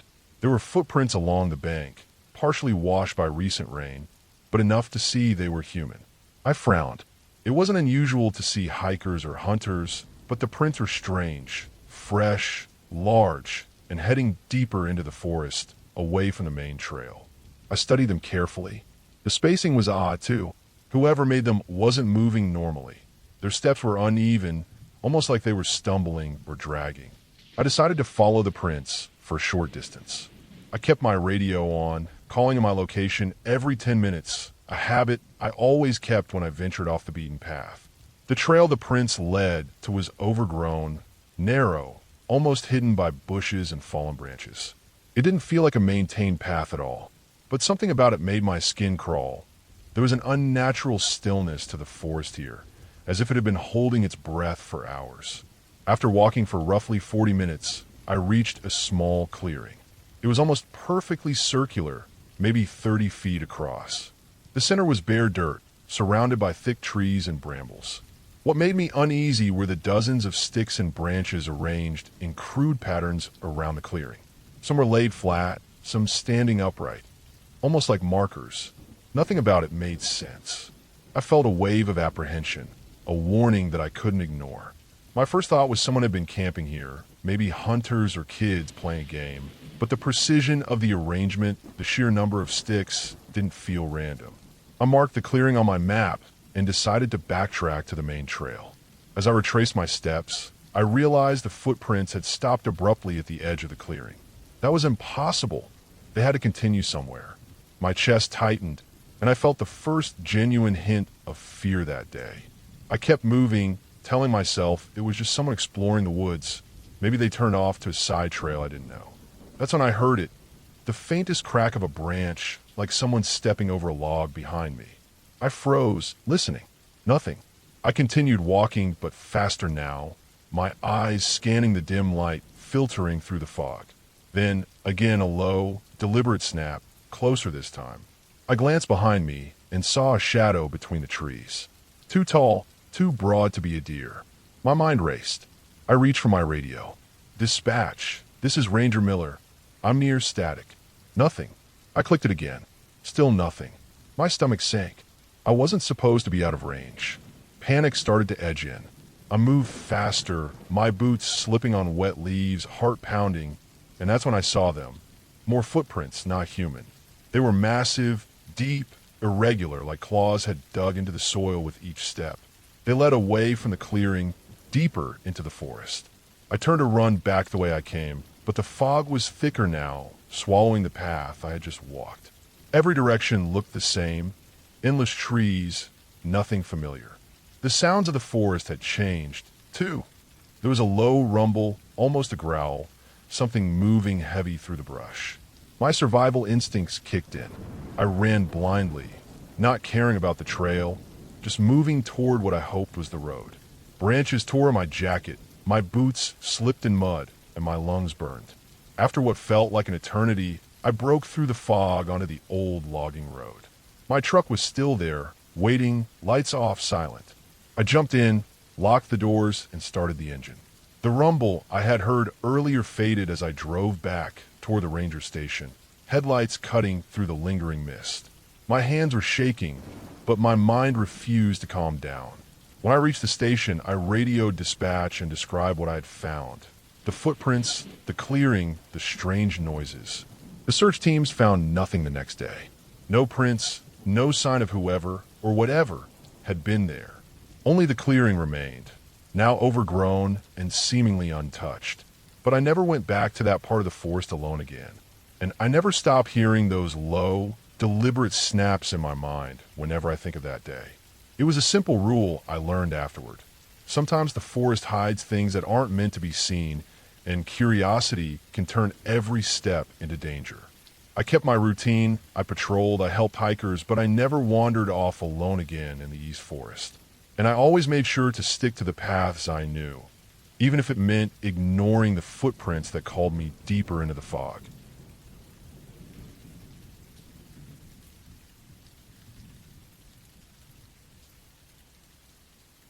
I had been a park ranger for a few years, working in one of the more remote national parks in the Northern Rockies.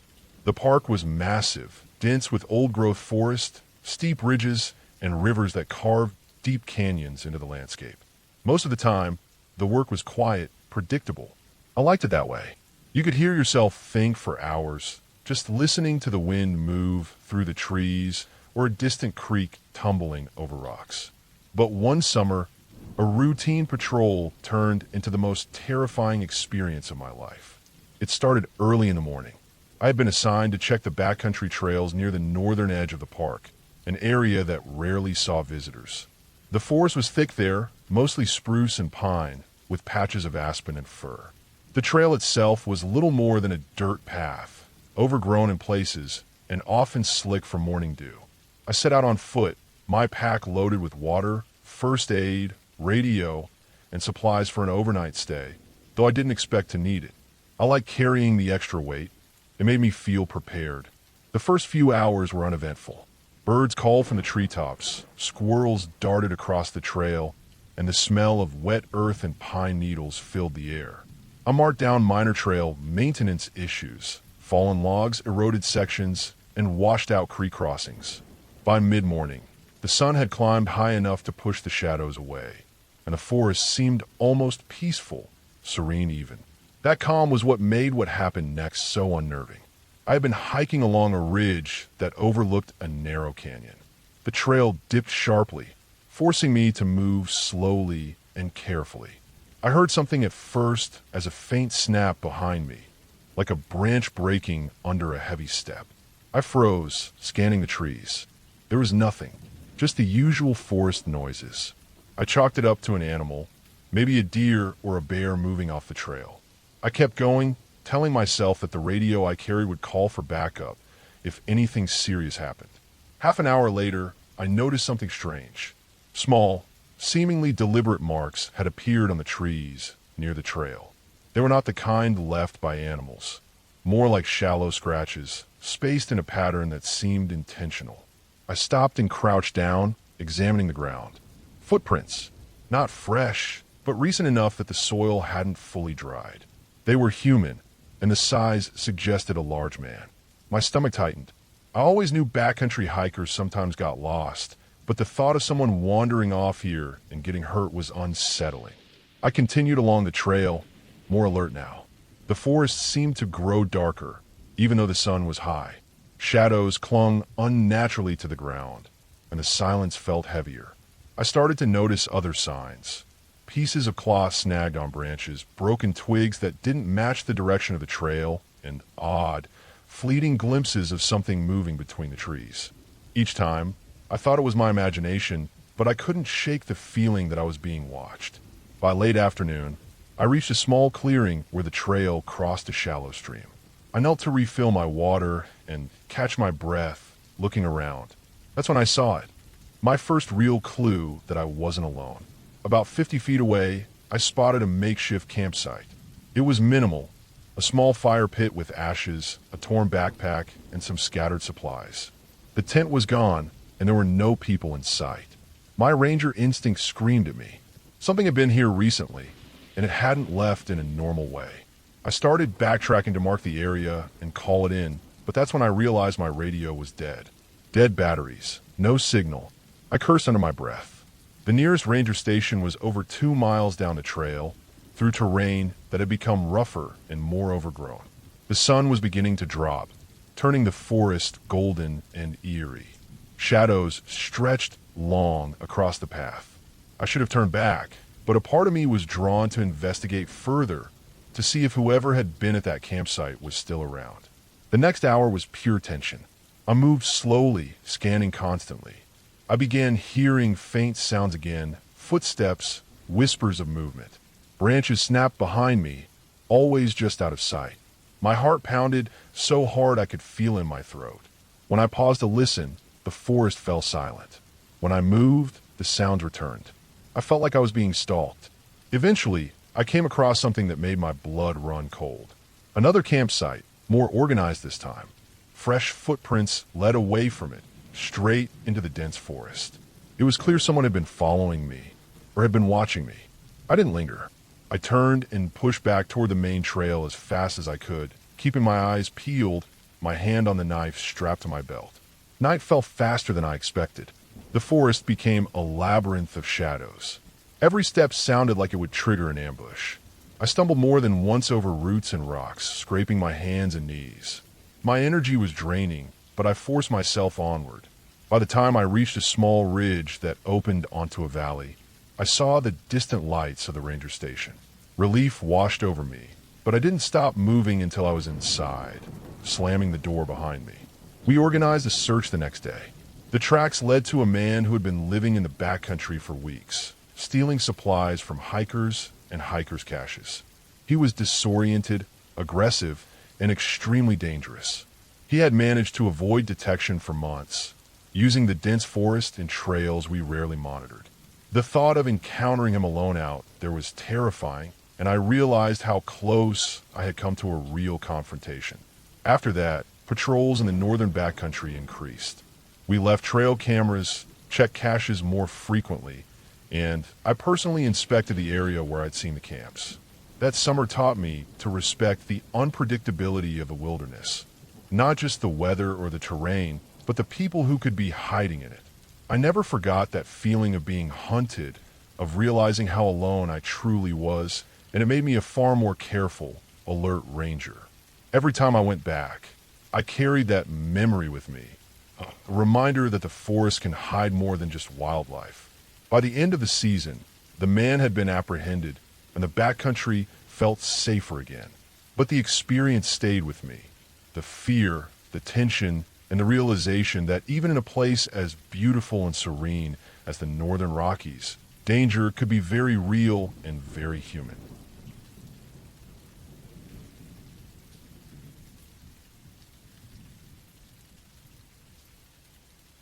I was on the third week of my summer patrol in the northern section of the park, a remote area most visitors never reached. The sun had just risen over the ridge, casting a pale orange glow on the pines, and the morning air was cold and damp with mist. I had started early to check the old logging roads that led deep into the forest, roads that were mostly overgrown and barely passable even with my SUV. The radio crackled faintly with the sound of distant chatter from the main station, but out here, the mountains swallowed sound like it had never existed. I drove slowly, scanning for anything unusual, broken branches, signs of illegal camping, anything out of place. Around mid-morning, I came across an area where the ground had clearly been disturbed. The soil was freshly churned, and there were deep tire tracks leading off the road into the forest. That part of the park had been closed for logging decades ago, but people still went in, ignoring the rules. I parked my truck and stepped out, boots crunching on pine needles, and followed the tracks a short distance. The smell of wet earth and decaying leaves was strong, and I noticed faint scrapings on the tree trunks, like someone had been trying to move heavy branches or scrape bark. I took pictures with my field camera and sent coordinates back to the station, noting the potential trespassing. But as I turned back toward my truck, I realized something strange. The tracks didn't continue in a normal pattern. They doubled back in ways that didn't make sense, almost like someone had been driving in circles or panicked. I brushed it off as careless off-roading at first, but a knot of unease started to form in my stomach. I climbed back into the truck and continued down the logging road, which twisted sharply between tall pines and steep embankments. The sun was higher now, and the mist had burned off, leaving the forest oddly quiet. No birds, no wind through the trees, just the engine and the occasional snap of a twig under my tires. I noticed my speedometer was dropping rapidly. Something wasn't right with the engine. I swerved to the side, trying to restart it. The truck coughed, choked, and then died completely. I was deep in the forest now, miles from any main road with no cell service. The silence was thick, almost suffocating. I grabbed my backpack, filled with water, a flashlight, and a first aid kit, and started walking along the road to see if I could reach a clearer path. Every step made my boots sink slightly into the damp soil. As I moved, I noticed odd things: trees that had been carved or scraped, rocks piled unnaturally, and, most unsettling of all, what looked like footprints in the mud, but too large and irregular to be human. They weren't just one set. There were dozens of them, all crossing over each other, moving in no clear direction. I kept walking, trying to maintain a calm, methodical pace. The forest seemed to stretch endlessly, with every bend in the road revealing more of the same strange patterns. At one point, I spotted a small clearing where someone had set up what looked like a temporary campsite. There was an old fire pit, but no ashes, no signs that had been used recently. Around it, there were makeshift barricades of branches and logs, almost like someone had tried to hide themselves or something from view. My stomach tightened. I wasn't alone here, and whatever had been moving around clearly didn't want to be found. I pressed on, following the road as best I could. Hours passed. The sun dropped lower, and shadows stretched long and cold across the forest floor. My stomach was empty, my throat dry, but I couldn't risk stopping. Then I heard it, a low, distant sound, almost like something heavy dragging across the earth. I froze, straining to listen. The sound came again, closer this time, and I realized it wasn't a single noise, it was multiple. Something large was moving through the trees toward me. My rational mind told me it could be wildlife, maybe a bear, but there was something off. The movement wasn't natural. I broke into a run, the flashlight barely cutting through the dense shadows, my heart pounding so hard it hurt. Every snap of a twig behind me made me flinch. I didn't stop until I reached a part of the logging road that curved sharply and descended into a small valley. There, the terrain flattened enough for me to see the remnants of a ranger-maintained path that led back to the main road. I didn't dare look behind me. I ran straight down the valley, slipping on wet leaves, scraping my arms and legs, not slowing for anything. Finally, after what felt like hours but was only maybe 30 minutes, I burst onto the main road. I flagged down another ranger who had been checking the perimeter. My hands shook as I described the strange tracks, the footprints, the campsite. We went back together the next morning, but everything I had seen, the tracks, the footprints, the fire pit, was gone. Nothing remained except for the mud and the overturned earth, as if the forest had swallowed it all overnight. The experience stayed with me. I never found out what was out there. No one else reported anything similar, and I learned to trust my instincts more than anything else in those forests. After that day, I started keeping extra supplies, always carrying a GPS, and never venturing into the closed areas alone. The forest is beautiful, alive in ways most people never notice, but sometimes it hides things that shouldn't be disturbed. And some patterns, once noticed, are impossible to forget.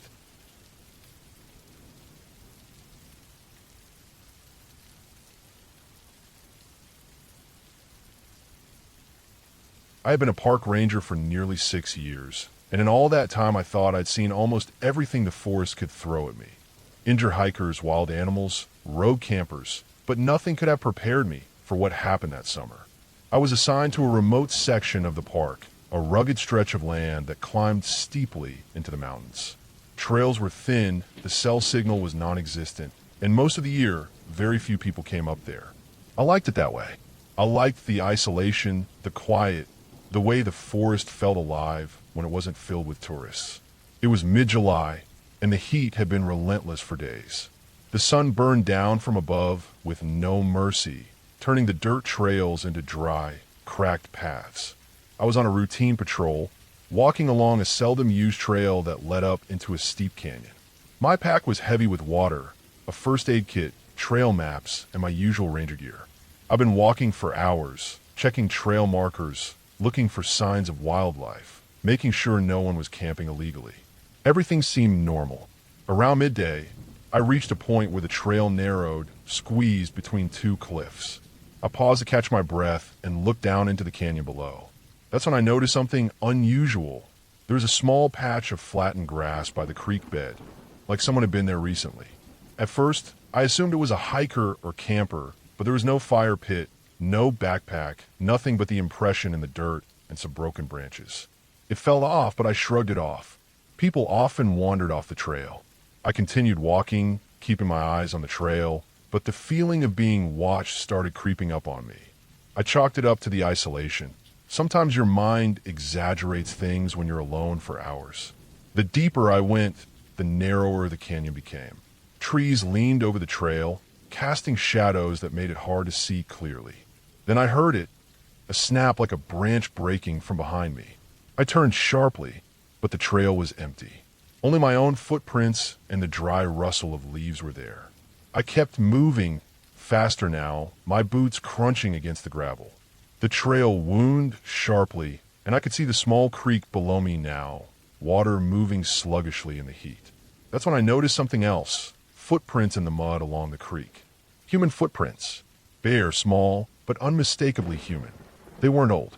The mud was still soft, the impressions crisp. My heart started racing. I've dealt with lost hikers before, but something about these footprints made my stomach turn. They weren't random. They were deliberate, as if someone had been pacing along the creek, watching. I decided to follow the prints a little, thinking I might find someone in trouble. The creek narrowed, cliffs rising sharply on either side, and then the trail all but disappeared. The footprints led off the path and into the underbrush. I hesitated, thinking about the danger of leaving the trail. The park had warnings about getting lost in that area. The terrain was unforgiving, and even experienced hikers could die from a fall or heat exhaustion. But curiosity, or maybe instinct, pushed me forward.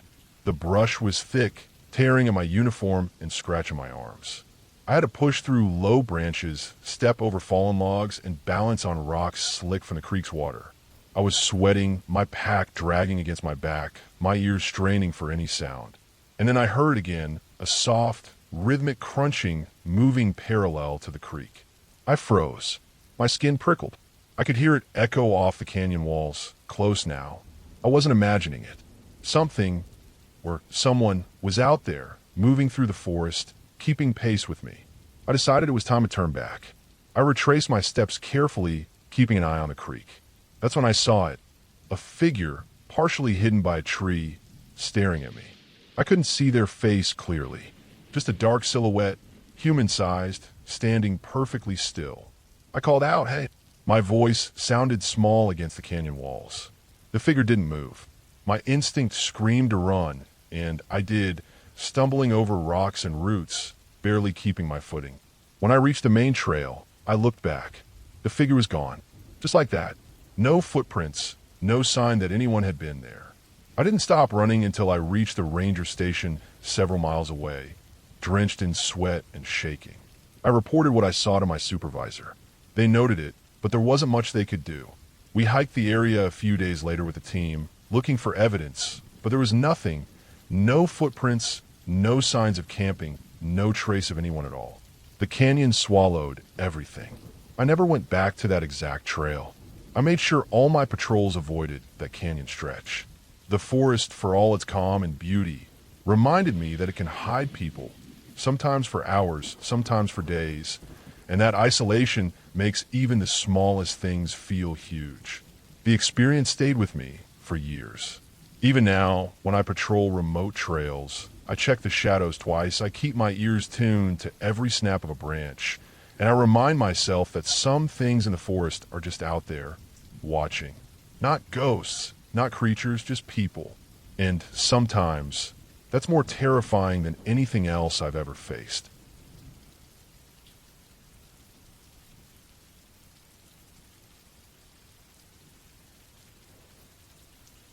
I had been a park ranger for nearly 8 years at Redwood National Park, and I thought I had seen most of what the wilderness could throw at someone.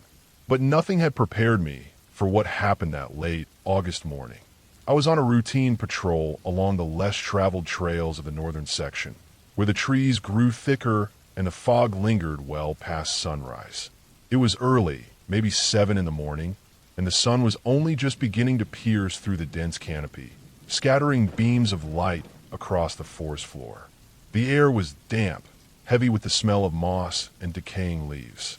Birds sang sparsely, and somewhere in the distance, a creek whispered as it wound its way down the slopes. I had been checking trail markers and fallen trees, noting areas that might need maintenance or signs that could warn hikers of hazards. The northern trails are seldom crowded, and I like the solitude. It gave me time to think and notice things that visitors rarely saw. The subtle shift in plant growth, the tracks of deer or coyotes, the way the moss grew on one side of a tree more than the other. On this morning, I was heading toward a section of the trail that followed an old logging path, a route that had been largely abandoned and was now overgrown with ferns and brambles. The further I went, the quieter it became. Birds stopped singing. The creek's sounds seemed to fade into the mist. I reached a fork in the trail I didn't recognize. I had walked this section before, but something was off. The trail on the right looked like it had been used recently. Fresh tire tracks in the mud, scattered footprints that weren't deer or elk, too large to be raccoon or bear. I stopped, my boots sinking slightly into the soft soil, listening. There was nothing but the distant wind moving through the trees. I checked my radio, calling into the main station. No response. The static was thicker than usual, like the forest itself was absorbing the signals. I shrugged it off, thinking maybe it was a dead zone. I decided to follow the tracks cautiously, sticking close to the overgrown trail. As I moved, I noticed other things. A branch broken low to the ground, as if someone had crouched to pass through, and patches of flattened grass that didn't match the trail. My stomach started to tighten. Something about the pattern of these signs felt deliberate, like whoever or whatever had moved through here and knew exactly where they were going. About 20 minutes in, I found something that stopped me cold. A small clearing, no bigger than 20 feet across, but it had the unmistakable remnants of a campsite. Burned wood, a makeshift fire ring of stones, scraps of plastic and cloth, and the smell of smoke lingering faintly in the damp air. What was odd was that it looked fresh, not abandoned for long, but there were no people around. I scanned the tree line carefully, my senses heightened. Something moved in the corner of my eye, a shadow slipping between the trunks. I froze, gripping the radio tighter. My heart beat faster. There should have been no one this far in, not without telling anyone, and not this early. I decided to circle the clearing slowly, keeping to the shadows. That's when I heard a low, dragging sound like metal or heavy wood scraping across rock. It came from a left, where the trail descended toward a small creek. My first instinct was to call in, but again, the radio crackled with static and went silent. I could feel the tension in the air, thick and suffocating. I moved toward the sound carefully, stepping over roots and fallen branches. Then I saw it, partially hidden behind a tree. A large, rusted trap had been set across the trail. It was crude but deadly and freshly placed. Something, or someone, was deliberately trying to catch whoever came this way. Adrenaline surged. I had to get out and back to the main road without triggering whatever had set this trap. I marked the location in my mind and slowly backtracked, trying to avoid snapping twigs or making any noise. But the moment I stepped off the trail slightly, I heard it again, that dragging, deliberate sound getting closer. I ran then, boots pounding against mud and roots, leaping over fallen logs. My lungs burned, my heart hammering. I had no idea if it was a person or an animal, but whatever it was following me. I broke through the tree line onto the old logging road and didn't stop until I reached the ranger station. I locked the doors and called in immediately, detailing the trap and the fresh tracks. A team was dispatched to investigate. By the time they arrived, the campsite was gone, the tracks partially washed away by a sudden afternoon drizzle, leaving only faint depressions in the mud. There was no sign of anyone, but they found evidence that someone had been living there in secrecy, moving quietly through the forest for days. For the rest of the week, the area was monitored and hikers were warned. Nothing else happened in that section, but every time I passed the northern trails after that, I kept my eyes on the shadows, listening for that dragging sound. I realized that the park's beauty could hide danger that was patient and deliberate. Not every horror is supernatural. Some just lurk in silence, watching, waiting, and making sure they are never seen. That day reminded me that vigilance is more than a job, it's survival. And from then on, I never walked those trails alone.